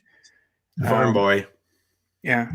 Farm boy from Cornwall, sorry. Cornholio. Cornholio. Yes, right. Cornholio, Ontario. Yes. But I remember those choices because you get produce that would come in from the Bradford marshes, right? Celery, lettuce, quite a choice that was harvested. I remember going down Highway 9 and you'd see all the markets open up, fresh fruit, good vegetables. Now that a lot of that's being slowly taken away, right? Pandemic or not. I want to just point out the comments tonight are grand slams. Everybody's nailing it tonight. There's so many great comments here. Jillian just said something really interesting here. Which one's that? It's her last one. Where do you go now? I mean, she's been commenting beautifully about this one here. Yes. Although, where do you go now? I mean, and I said this to people too. This is no different than Austria and Germany in the late 20s and early 30s. I mean, you can say that by 30 and 31, people should have had their alarm bells going off. But by 32, when Hitler contested the presidency, not the chancellorship, the presidency against Hindenburg in 32 in the summertime, and then the multiple elections that they had in 32 and 33, I'm talking late 32 and then right before they get to power in January in 33. I mean, a lot of people were playing this game where they would say, and I've been saying this all week, a highly literate, highly industrialized, highly scientific, high achievement society that has had multiple milestones over its very short rise to colonial and imperial power. They would never do this to their own people. They're going to pass. Yes, these guys are thugs. Yes, the SA and of course brown shirts and Gestapo. Yes, they're bad. They're horrible. They're anti-Semitic. They're criminals. All of them. But they're going to go. They're going to pass. We'll come to our better angels will prevail, whatever the situation is. And here we are in another one of those situations. And here, all of us are not wasting time. We're just kind of talking about it. But we're debating the merits and the demerits of if this go. We're playing Rubik's Cube, or like if this happens and this happens, then you're trying to hit a bullet with a bullet. Try doing that. You guys would know best. You can't do that. So it's but it's true. So to Jillian's point, where do we go? Where do we go? Is it already too late? Maybe before they started coming up with all the restrictions, we're talking February of last year, when we could still boogie the hell out of here, I think a lot of people were reading the tea leaves and were like, you know what, I'm boogieing out of here. Like that, if they had property elsewhere, they're like, I'm going to go and wait this one out in Florida. I'm going to go and wait this one out in Europe or something like that. And now boogieing out of here. Like, who's to say that when you leave now, like what's one of the great advantages? Quick digression. What's one of the great advantages about Canada? We don't have exit controls. In Europe, they have exit controls. When you leave a European port of entry, you have exit controls, passport stamp. They check your credentials, and then you leave. They want to make sure that you're not leaving or leaving them with like a steaming bag of shit, or that you haven't done something criminal or whatever, and they'll nab you. In Canada, I think in the United States it does have exit controls. In Canada, we don't have exit controls. You can come only when. Well, that's what I mean. So now, so now that I was building up to that, yeah. So now it's like, can you imagine you walk out of here and it's like, whoa, well, I'm sorry, Mr. Semchuk, there's something here on your record. I don't know what it is. It's probably nothing, but we're getting some notification. There's a little bit of a red flag. There's some notification from some government agency. They want to have a little conversation. Can you just wait over here on the side? We're going to call somebody to have a little chat with you. Just wait on the circle over here, wait in the square or sit on the bench or whatever they'll do, and we're going to go and we're going to investigate this. And they're like, I'm sorry, Mr. Semchuk, we refunded your funds. We can't let you on the flight today. There's something that's a little bit sort of offbeat with your, not to point, not to identify the major as the culprit, just using as an example. That's okay. It's true. But that's a situation like that is so frightening. Like, we never had that here. And you know what, they have to do it. Why? Because they've been telling us another 2 weeks, another 2 weeks, another 2 weeks, do this, stick this up your thing, stick this thing up your nostril, stick this thing up your butt, stick this thing in your arm. Like, they've been telling us again and again. So they know that all they need to do is they need to make that false promise us some, maybe give us like a little carrot, with a little sort of, like a smack in the ass, but a little sort of caress in the face, like a simultaneous pleasure pain thing. But you know what I'm trying to say? Like, they hit you hard, but they also sort of like stroke you so that you don't feel like you're getting hurt, kind of thing. And that's what they're going to do. And they've been doing that to us for a year. So why can't they do that to us now? When it comes to the flight thing, they'll be like, sorry, Canadians, this is for your own good. It's for public health, or some yakety yak. They'll make up some excuse. Like, it's so frightening. It is so frightening. And the major, for those that have just joined late, like, he had a beautiful, he was very, heartfelt, I'll call it a speech, which is like a heartfelt expressing himself about things. That's where we're at, man. That's where we're at. Yeah, and thanks for that, EM. And just to answer Jillian's question before we kick it over to you, Crusty, because I got to check out here. To answer Jillian's question, where do we go now? I'm building a teleportation machine, so could work. Yeah, that could work. Yeah. Yeah. So thanks for having me again, Crusty. It's always a pleasure for you hosting. Good to see you again, ADM. Another great week. You're always welcome here, Chris. Always. Appreciate it. Great debauchery in the Canadian government. It's so awesome to watch these clowns every week. Mm-hmm. Thank you, everybody. Great comments. Before you go, when's the next session for wind therapy? For wind therapy? Probably first thing tomorrow morning, I hope. Outstanding. So have a great week, everybody. See everybody next week, and take care. Okay, take care, Chris. All the best. Ladies and gentlemen, that was Chris Semchuk, Veterans Veritas. Now I'm stuck here with ADM, the glorious ADM, as always. So, as we keep discussing here, Ms. Davis, the ingredients for this cake have been in place for years. One-sided media, we've got that. Weak leadership, of course, we've all chastise the weak leadership. Now a crisis, or a manufactured crisis. All he needs is a strong leader to come along and have the easy solution to everything. And yes, in a way, I guess they sized it up. They'll try to pump up Mr. Trudeau and his cabinet as the great leaders that this country thinks they need. But you know as well as I do, he couldn't lead a shit to a toilet. So, it's not entirely far-fetched that in some kind of, I don't know what political maneuvering, that he would back off, he would back out, he would win, but he would back out, somebody would swap and replace him, and he would take a back seat, or he'd take like a small portfolio, or he'd go retire, or he'd go work in the UN or something. They'd put one of the other ones in there, that would do the job. That would be worse. Like once you give free, I think Freeland to me seems like there's something so Napoleonically dictatorial about her that I think if she actually gets the prime ministership, like she literally becomes the prime minister, she's going to go to town with that. She's going to go nuts. She's going to go nuts because we haven't had a female prime minister since Kim Campbell, and that was kind of like an excuse me. So like she's going to go ape. She's going to go ape. She's going to punch everything. She's going to come down hard. She's going to shut people down. She's going to ban Rebel News from everything. She's going to lust in it. She's going to enjoy like giving all of these crazies like free reign in their mandate letters to go completely like, it's I think one of those situations because, people will be like, the Liberals are a good party, but the only problem is Justin Trudeau's a corrupt bastard. And if they got rid of him, then at least we can go back to liberal values or whatever. So that whatever some like all the Toronto, the Beltway, the 416ers, the Montreal, Vancouver types would say something like that, I think she's being groomed for the prime ministership. I mean, it's she's playing like a little Robertson Davies Fifth Business. Everybody remember that Fifth Business? She's playing a little Fifth Business right now, but the theatrical terminology. But she's probably the heir. I mean, I would call her in royal terminology. I'd call her the heir presumptive, at least for now. She's the heir presumptive, until such time as somebody comes in to like jump her in the hierarchy. She's the next one. She's the next one to happen. It's got to be a woman. It's got to be woman or something. I mean, there's no person of color that's a woman in the 5-star ministries at this point that fits the bill. So she probably is. If not the next one, she's like the caretaker until they can find like a black one or a brown one or a Chinese one to like take over, something that fits the narrative.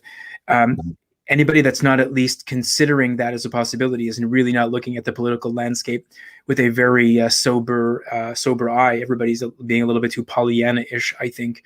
And then you're reading the comments here. She's friends with Soros. She's friends with the devil. Yeah, we all know those things. That's why we keep on. Oh, of course. Yeah. Seamus O'Regan. Shameful Seamus O'Regan.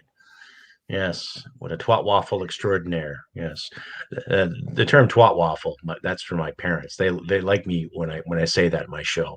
Twat waffle. Yeah, kind of like a Rod Serling.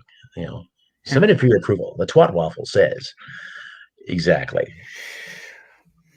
So we can. I mean, just there's so many things you can do to like make sure that you're well provisioned, but like if they lock you down and you can't boogie out of here, if you I mean, it's going to be like, I swear it's going to be like passing through the like back in Berlin, divided Berlin, Heinrichstraße or Checkpoint Charlie, or crossing through on the Gendarmenstraße. Like you're going to have to put somebody in a car, or they're going to have to, there's great books, by the way, about people that were trying to like cross the border. There's like, I read a couple of books, beautiful stuff. Guys would go to like theatrical makeup people. They put a wig on, they'd put like tar on their face. Guy tried to impersonate like an African, like an African diplomat that was like in the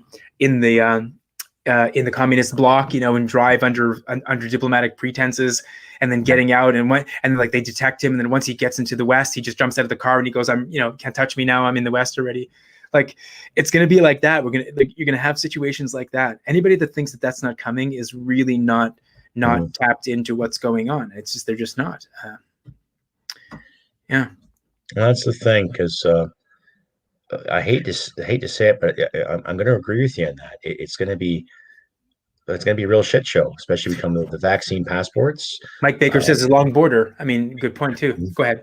Well, that's the thing. Yeah, right. Long border. It is a long border. Yeah, if there's a will, there's a way. I mean, like the Mexicans have proven that, and the Guatemalans. I mean, like, if there's a will, that we can get out of here. But like, I mean, you go in through the door and you have to jump out through the window. I mean, like, where's the dignity and honor in that? Like, forget Section 6. It's gone. I mean, there's Section 6B. It's gone. I mean, it's gone. Like, you can't come and go and stay and do. It's gone. I mean, anyway. It is. It's been an interesting conversation this evening too. To add emphasis on your point about Chrystia Freeland, of course, let's say if she got in as PM, they'd be constant praise because, the first woman PM since Kim Campbell, or the first elected female PM since, Christ was a cowboy. But we've seen her leadership. We've seen what she does and how she talks to Canada. She talks down to Canadians. right? When she's speaking in Parliament, She's a she has heretic. her, She's a oh, heretic. just Mr. Yeah. Speaker, Yeah. Mr. Speaker. And then when the first OIC came along there, how she was just sitting there on the pedestal with Bill Blair and Trudeau, talking down to gun owners. You don't give an unqualified non-economist the finance portfolio without the expectation that she will eventually take over the PMO. You know, the finance ministry, and we've seen it in the UK. You know, who's the prime minister that preceded Gordon Brown? Gordon Brown was the finance minister under that prime minister, or Tony Blair. Thank you. So Brown was Tony Blair's finance minister, and Brown became the prime minister after Tony Blair. I mean, it's generally the stepping stone to the prime ministership. It's happened in this country too. So yeah, I mean, it's an important ministry, and it's probably like, you know, because they don't care whether, you know, there's a mistake. I mean, that woman is accustomed to just squandering millions of dollars and not being responsible for budgets, and oopsie, you know, like, oh, this wasn't, you know, I tried my best or something. Like, she's got like, you know, basically all of her mistakes are insured. So the finance ministry at this level of play is just basically a sandbox for her to try and see if she has the chops to take on something, the mantle of leadership or something a little bit more high profile. And, you know, he's keeping her in that portfolio just to, you know, she's taking her whatever, her hard knocks or whatever, just to see if she can handle it. And, you know, because once she gets into the PMO, into that chair, you know, she's going to, they're especially from the conservative side, they're going to grill her to bits. So you're just kind of priming her. I got a bad feeling. I got a bad feeling about that chick, you know? Well, I just found her disingenuine too from the whole time he started his cabinet, right? The whole 50-50 parity. And I believe in give everyone a chance too, but I also believe in meritocracy, because meritocracy is something that works, right? You know, it's like you said a couple of times, you can't keep polishing a turd and inspect fucking cupcakes, put all the sprinkles and farkles you want on it. It's still going to be a turd. So, you know, regardless of her circle or her educational background, she doesn't have the common courtesy to respect 2.2 million people in this country. You know, I take that personally, the way she was talking to a lot of gun owners in regards to that, because it's like, you're looking at us like we're heinous criminals, like we're all rednecks and we shake our balls in the wind and drink lots of beer and take shots at everything that moves. No, we don't do that. I'm very respectful to my firearms. And I know every other gun owner that I've worked with and worked for from the military is very respectful of their firearms too. They are tools. Yes, they can kill people, but so can a truck, so can a Volkswagen Beetle, so can a hammer, so can a screwdriver. It's people that can kill people. And people making these legislations and passing these rules and talking down like to us we're morons, I would say they're more dangerous than some thug in Scarborough looking to score a fifth of whiskey and $100 from a liquor store. That's just me, though, right? That's just, you know, and just the disingenuine tactic they used to justify the OIC because of some shithead in Nova Scotia or a couple of shitheads in Toronto that acquired stolen firearms, right? So no logic whatsoever, you know. It's like, here, we're going to give you a cast, even though your arm's not broken, but here's a cast anyway, just in case. What? You know. People deserve the leadership they elect. Like, you know, if you're going to keep on electing these morons, then you deserve it. You deserve all the stuff they're going to do to you. Like the major was saying, like, you want to get sodomized, you know, without lubes type scenario, by all means, be my guest. You know, you like that? Well, I'm saying you like it. Like, you want that? Go, then you're going to get it. You know, like Canada doesn't deserve a prime minister that actually like a Pierre Poilievre. They don't deserve a prime minister like that. Just like America doesn't deserve a president like President Trump. They don't deserve it. They deserve the shit that they get, and they're going to deserve all the shit that they get as a result of that. And the other problem is we're going to get caught up in the maelstrom, and if we don't think proactively, then we're going to get caught up in the maelstrom without a paddle. This way, at least we know where we stashed the canoe.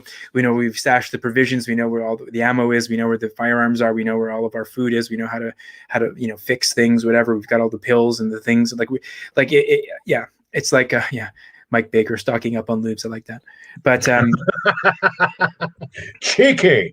Yeah, but that's Promise of a kiss and a reach around.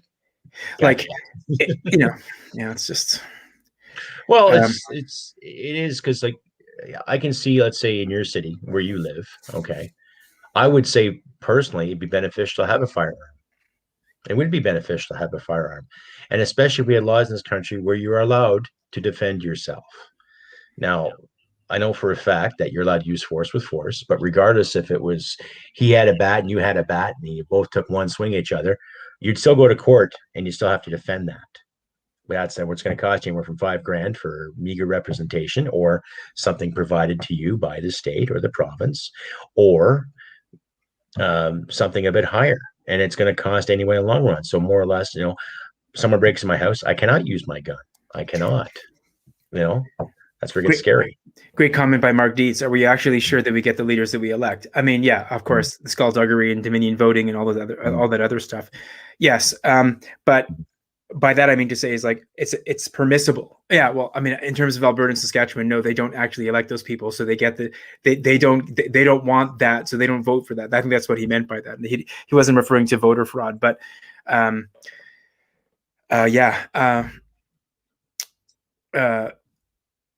like how much can we take? Like are we really at pressure cooker conditions, or are we at that typical sort of Canadians talking a mean stick, but like they're willing to take another little, they're willing to take another measure that clamps down on their freedoms. I didn't want to say it in a vulgar way, but you know what I'm trying to say. Like that's really where we're at, and we can we just go one by one, individual by individual.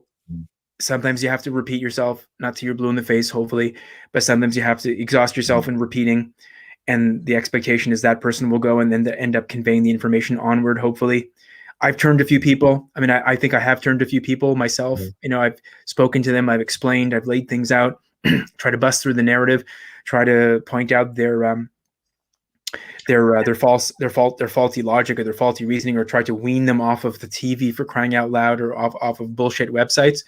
I mean, I've turned people, but again, you have in these big cities here in the East, you have a lot of people that their grandest aspiration is to have a government job, of one kind or another, whether it's working for the cops, whether it's working for the post office, whether it's working for one of the hospitals, whether it's working for the airport authority, whether it's working at City Hall in Toronto, whether it's working for the province, whether it's working for the feds. Like there's a lot of people in Toronto, Montreal, that and Ottawa, obviously the Golden Triangle. They love the government jobs. I mean, it's just like it's well paying. They got the benefits. They got the holidays. They can work at home. I mean, I got a friend I'm seeing tomorrow. She works for Queen's Park. She works every day, but she's on her laptop at home. In Jordan, Ontario, which is close to Pelham and St. Catharines. I mean, that's what she does. And she's I mean, that's what people do. And like and they buy the whole narrative, hook, line, and sinker. I mean, I was at their place for dinner, and like her brother was haranguing me about new modern monetary theory. And this is a millionaire, like an engineer. He's haranguing me about modern monetary theory. And it's actually a church-going family, and he's haranguing me about how abhorrent and vile the conservatives are. Like, it's just like, I don't even know what the numbers are in people like that, but Ontario is probably full of people like that. I call them the false positives. You figure church-going folk, right? Like conservative, like good with his money. You figure, like he's blue, but no, they're actually red. Like, how does that go? I don't understand how that goes. But I'm sure there's a whole host of people like that in Toronto and Montreal and surrounding area. How do you fight that? How do you fight retardation? Well, I would say something sarcastic, but I'm not going to. Well, whether it's red or blue, like I'm seeing the blue dynamic, and as Mark Dietz says here, he was referring to voter fraud, that we vote cons in the West is a given. And true. Okay, Mark, you're absolutely right. There is that built-in urge to vote conservative all the time, because the Conservatives had a history of protecting the West when it came to interests. You look at the Ralph Klein model. Fantastic model. A lot of people loved Ralph Klein, regardless if he was a raging alcoholic or not. A lot of people loved him because he got shit done. And that's what it comes to. And you can be part of any group and still get shit done. The thing is, our party dynamic, these guys rely on the parties, not on the constituents and who they run. And that's the thing. And I'm not going to try to plug the VCP here, nonchalantly, but the VCP party, Veterans Coalition Party, is looking after the constituents. And it's also promoting the fact that Canadians do have a choice. We do. We all do. It doesn't matter if you're, like, say, a staunch Liberal voter or a staunch Conservative voter. You're having a choice. And it's rooted in blue-collar terminology, meaning, okay, we've been there. We've had to struggle to pay bills. We've had to find these jobs. We've had to hunt high and low to find good paying jobs in all aspects of our lives. A lot of us are ex-military. A lot of us, some of them drove ambulance. I've talked to a couple of candidates in the working that have worked in factories all their lives. And they're tired of the status quo mandate. They're tired of all this virtue BS. They want people to work. They want people to go about their business and to be safe and to be courteous. It's just the common sense has gone out the fucking window. So when I look at the Conservative model here in Alberta, okay, yeah, Kenny is trying hard. He's doing his job, granted, okay, but he's also caving in to a lot of the bureaucracy, to the people that are still going to get paid regardless of a pandemic's going on or World War III. While a lot of Alberta workers are getting it up the fucking ass, which isn't right, with and without the lube. To quote who made that comment about the lube, Mr. Baker. Yeah. So things are changing. In my riding here, a lot of people are pissed because of how the farmers are treated and how the patch is treated. Quebec wants equalization. They love the equalization payment, but they want to piss on Canadian productivity. Well, here's a product that's giving you money, and yet you're still pissing on it. So which is it? What do you want? Farmers are getting charged ridiculous amounts of money for the sake of the carbon tax to dry their grain to bring it to market, right? How is that fair? Whistler Stop Cafe, for example, a lot of businesses are being forced closed because some AHS official figures that he or she is right, and we have to close this business to stop the infection, when they know the infections are coming from LTCs and other places. So look, I'm thinking when it comes to the health service people, like, for those that joined a bit late in the cast, just if I can just summarize it, like, there's a lot of people that have made their peace with the devil. By that I mean to say is they know it's BS. Mm-hmm. They're reading the same sources that you and I are. They know what's going down in Texas and Florida and other states. They know what's going on in Europe and in jurisdictions that have put an end to this, that have lifted the mask mandates, that have lifted the lockdowns, that have everything is resumed. They know what's what. So you know what they're doing? They're just squeezing the sponge out for all the drops they can possibly squeeze out. You know what I mean? There's nobody now when, like, it's like a fourth and, it's like a Hail Mary pass, in football. Like, there's nobody now that's going to be taking a risk. There's no health service bureaucrat, unelected health service bureaucrat that is even going to take a risk, possibly calling out the sham and the lies that they're propagating. Nobody's going to do it. They're not dumb. They know that the whole thing's going to be restructured. Canadians are going to lose their marbles.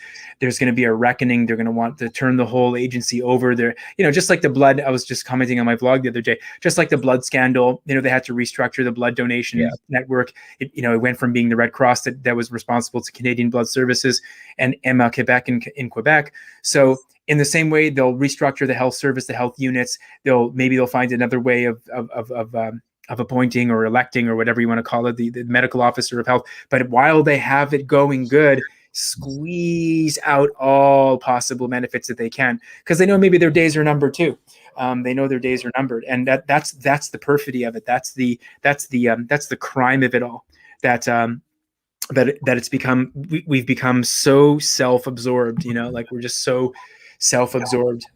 We just want to have whatever works for us, like, instead of some of the patriots and the people that go out and that take the bullets, the Chris Scotts, the Adam Skellys, the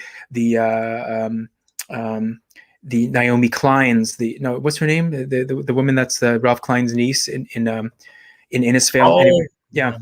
Klein. Yeah. She stood up and she won her case. And just there's so many people, especially in Alberta, and just So if you think that they're not aware, like they're not like stormtroopers. They're people that, whatever, they go to sleep and they make their peace with it. Like how do concentration camp guards, how do they make their peace with it? They pour themselves like a glass of schnapps. They grill themselves a nice steak. They can hear people shouting and screaming, in the barracks, 200 yards away. They can smell the ash and the bodies, but they go, it's out of my hands. I'm in the system. Like, what am I going to do? If I don't do this, they're going to throw me in here, right? So I have to keep doing it. Like, that's kind of where we're at. The dissidents, the renegade or rogue cops are few and far between. The cops that say, I'm not doing this anymore, that's it, I'm done. Like, it's you can count them on the fingers in your hand, or two hands, whatever. The guy in girl cops that say, I'm not doing this anymore, right? It's very rare. Which MP is going to go, I'm not doing this anymore, I can't support this government? Like, which backbencher, which liberal MP backbencher is going to go, no, I can't do this anymore, I'm going independent, I'm going to sit with Derek and Jody, Wilson Raybould in the cheap seats, in the House, right? They're not going to do it. They're not going to do it. There's no CO Jones. I'm not to be all gloom and doom. I'm just giving you like the reality of the thing. So it's like, if you're going to go up against people and their livelihoods, or people and their families, or people like, if it's a matter for like a health bureaucrat going, I get to keep this house and these 2 cars and these credit cards, and I get to order whatever I want, and I can eat sexy food that comes by DoorDash. You know what I mean? Or I have to go get a job. I don't know, something like pick something. I got to go to the cafe and work part-time at the factory, stacking shit, breaking my back. I can't keep the house. Got to get rid of one of the cars, and I got to eat. 3 times a week I have to eat pasta and the marinara sauce. If that means that Adam Skelly's got to get a swift boot in the balls, or if that means that Chris Scott's got to get manacled and dragged off from his property at the whistle stop, or Pawlowski has to get made an example of, or Pastor Coates in the small suburb south of Edmonton. Excuse me, I can't remember what it's called. Then that's what's going to happen. And people just need to be aware of that. That's when you're dealing with that Maslow hierarchical dynamic. You just have to accept that that's how it's going to be. That's just how it's going to be. It's them or you. It's not going to be you. They're not going to go and do you a solid, right? Yeah, you know what I'm trying to say here? Yes, it's the comfort game. It's the comfort. They like the comfort and it's control. Jilly even says too, rice bowling. Taking away someone's ability to feed themselves, make a living when they are politically misaligned, the new fascism, or what they used to call in the 80s, friendly fascism. Oh, yes. A kinder, gentler type of fascism. Yes. It's a thing. She also says it's mercenary. Give me the money and I'll do what you tell me because like my life better than I like you. And yes, we're all creatures of understanding our comfort too.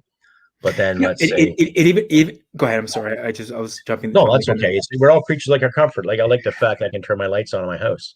I can hop into my truck and go to work. I like that. I like that. You like that too when you go to an audition and you go to a show and do your thing. Do what you want to do.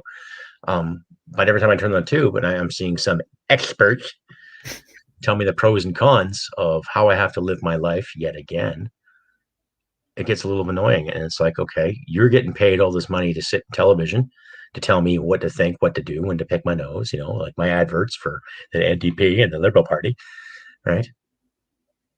And I'm seeing people that have worked 20, 25 years just lose their jobs, lose their business. And there could be another actually, before I go on, great comment by Jilly. Nenshi said that white supremacists don't deserve to eat. What the fuck is that? Yeah, great comment. That's a great comment. Yeah. And then she's on this kick every time someone protests his, regardless if he's stepping down or not, fine. Because as far as I'm concerned, he's a terrible mayor. Terrible. I don't even live anywhere near Calgary. I hate to because of some of his mandates. But he's always pulled that race card out every time there was some kind of dissension towards his mandates. Always.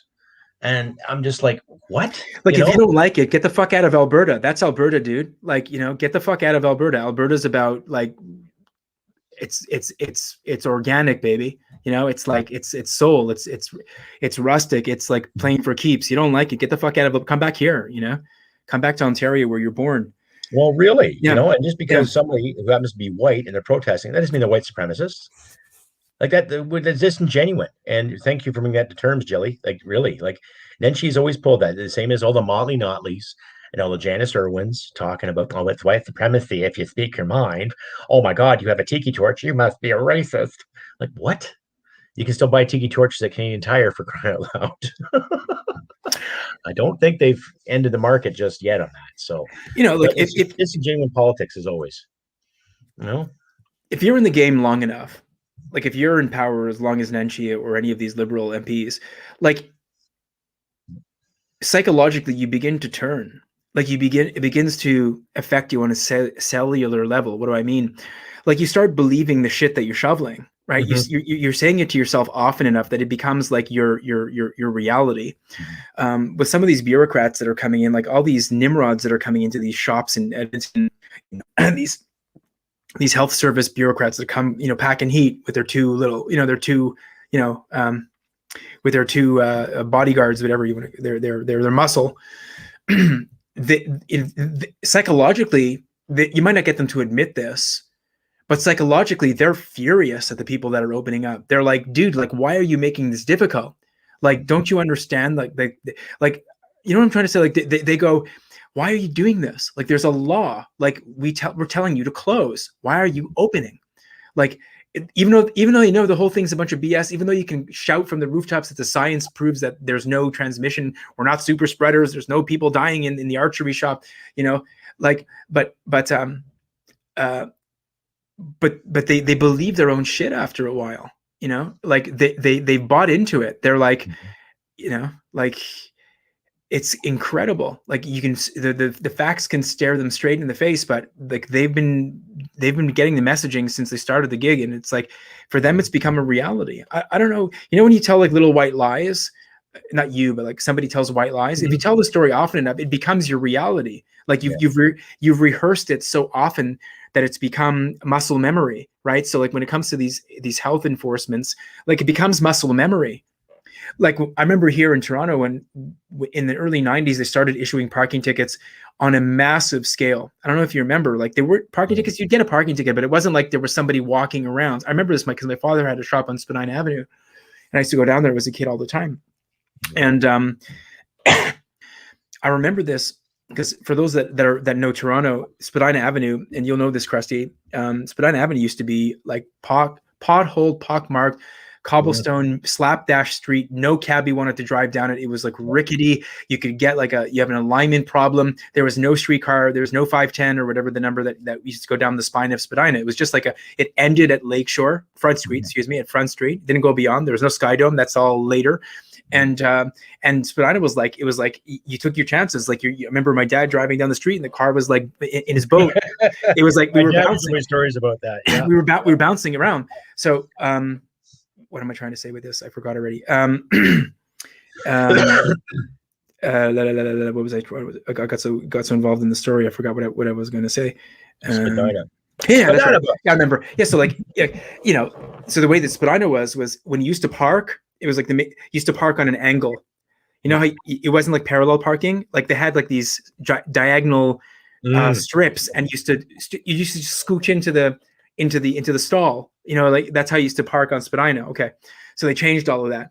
So they, my father used to have customers coming to his store all the time. You'd occasionally get a ticket, and that's if your meter was expired and somebody came by. It was like one guy, that patrolled the entire street. Then all of a sudden, I think when Mike Harris became the premier, all of a sudden, hey, thanks, Mark. Thank you for that. Thank you for being here. Yeah, thank you, Mark. Much appreciated, bud. Cheers. Yeah. All of a sudden, they hired like a massive staff of people to issue parking enforcement. And they were usually immigrants and people of color, or whatever they call them today, visible minorities, brown people, whatever, mostly brown people, right? And blacks.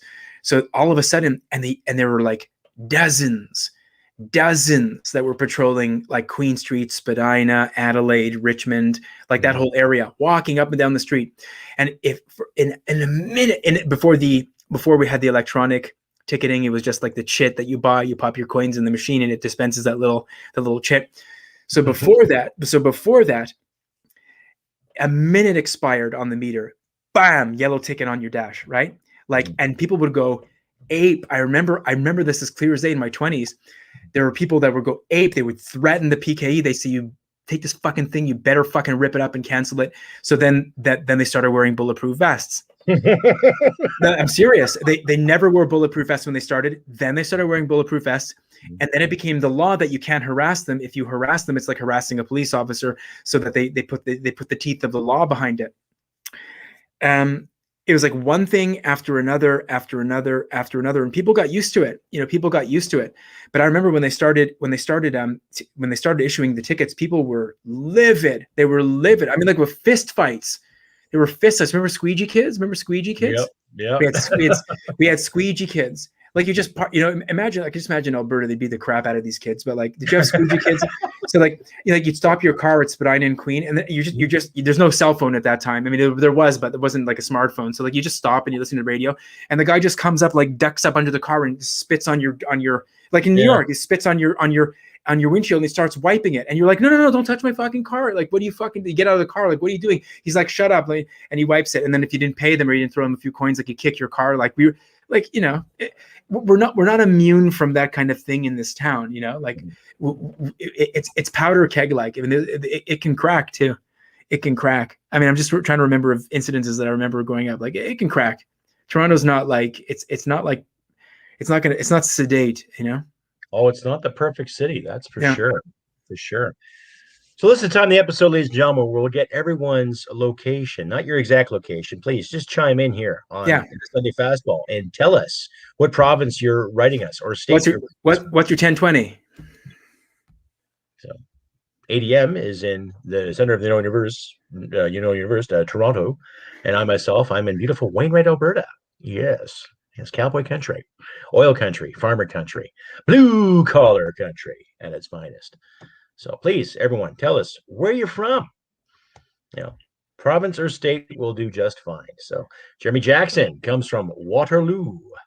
I remember seeing that Uber Eats ad with Dana Carvey and Mike Myers. I'm getting some chicken wings from Waterloo. Yeah. Right on, Jeremy. Deborah Smith, Nova Scotia, Nouvelle-Écosse, Parfait. Yes. Julie Davis, Nenshi's Paradise. Sounds like a really terrible, terrible dime store book. You can all agree it's Calgary. Yes. Colin MacArthur. Let's see. Oh, Cottage of the PMO. Oh, interesting, Colin. Good. Just, you stay out of the closets. No pun. Right on. Mike Baker. Armpit Wainwright. Thank you, Mike. Much appreciated. How about Uranus? Cheeky. Yes. Dave Hemington near Wyerton. Yes, I know that area. Bruce Peninsula. Beautiful country. And Wyerton Willie, the groundhog. Exactly. That dirty fucking rodent. Yes. But beautiful country up that Wyerton area. Lots of upper Canadian history. Bruce Peninsula, baby. Yeah. Beautiful fucking dive country up there too. Yeah. GDR the maker. Let's see. You're coming from Peace Country, Alberta. Right on. CFB Wainwright. Yes. PI. Right on. Blair McDonald, Prince Edward Island. Yes. Pittsburgh, PA. Right on. Oh. Right on, Anthony. Yay. Okay. You're probably the first American way in. Welcome, Anthony, the Crusty Canuck. Sunday Fastball with myself, Adam Daniel Mezei. We had Chris Semchuk, Veterans Veritas, on too. Pay attention to the description after this video is done. I'll be updating it too. I'll be putting more contact information to reach Adam if you want to, and to reach myself, and to reach Chris Semchuk, Veterans Veritas. Check out Chris's channel too on YouTube. He does some really good interviews with Canadian vets on the whole political and social spectrum of our lives as we speak today. So Colin MacArthur, he's calling from New Brunswick, H-Town. Right on. Sukoski, Essex County, that's around Windsor, I believe. Right. So good to see a quite diverse, eclectic mix of fans this evening. And it's because of fans like you that makes the Thursday Fastball and the Sunday Fastball what it is. I am very, very grateful that you guys have all come out and to enjoy what we have to say. It's much appreciated. Speaking of Veterans Veritas, thank you. Thank you very much, Chris. Appreciate that. $6.99. Outstanding. Thank you. Right. Fantastic. Love it. Yes, Sue, you're from Windsor. Right on. Mike Baker, thank you for coming out there, Mike. Much appreciated. You're welcome here on the podcast anytime. Please do. Yeah. Oh, look at this. See, I'm getting some love here. Look at that. We love you, Crusty. I love you guys too. You guys are fucking phenomenal. You're the reason why I do my podcast and why I do this show. We got to get the conversation going here. It does help too. If you like donating, please consider donating, ladies and gentlemen. I'll leave a rolling link at the bottom for you guys to join if you decide to. You can find me at crustycanuck.ca/donations. PayPal, anything's acceptable. Or better yet, you can also join me on Supercast. Censorship free, $5 a month gets you all of my episodes downloaded right to Supercast via Podbean, uncensored. So you get to hear my mug, see the goatee, and listen at your leisure. Please consider doing that too. I'd like to make this a full-time commitment, but I'm going to need people like you to give me a hand. So try that out. GDR, Sic Semper Tyrannis. I'm not up on my Latin, but obviously that's a good tiding, I would say, GDR. I'm hoping. How's your Latin there, ADM? Is it good? Sic Semper Tyrannis, down with tyranny. Outstanding. Yes, indeed. Yes. Mike Baker, CC, did you spend any time on CP Wainwright? Yes, I did. From 2008 to 2018, I was in KOFOR. I was a member of the Royal Canadian Regiment. I was working in KOFOR, playing in professional enemy force. We grew our beards long, dressed up as Afghans, all that good stuff.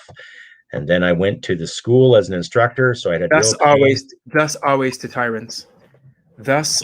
to tyrants. Okay. Thus always to tyrants? Yeah. Okay.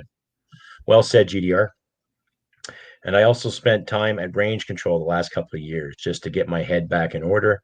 I am a member of the PTSD group. I have had my issues. I do feel anxiety and certain issues that still linger, but I'm at a point right now where I'm in control. I call the shots, and I basically won't take any more shit. So yes, I was in Wainwright there, Mike. I was a sergeant in the infantry. Right, had the drill cane, screamed the orders, taught classes, all that good stuff. Right, and then I, like I say, finished my career at range control as a patrolman. So did all that stuff. So anybody else who's weighing in from other parts of the world, please let us know. If I have any European listeners or British listeners or anybody thereof, please let us know. Myself and ADM would like to know. LMH, you must know. Okay. Okay, sure. Yeah, we've been talking about Bill 10 and 12. It's a shit show. The best way I could do it is throw a ball of shit at Stephen Gilbert. That's about it. I've got nothing nice to say about that.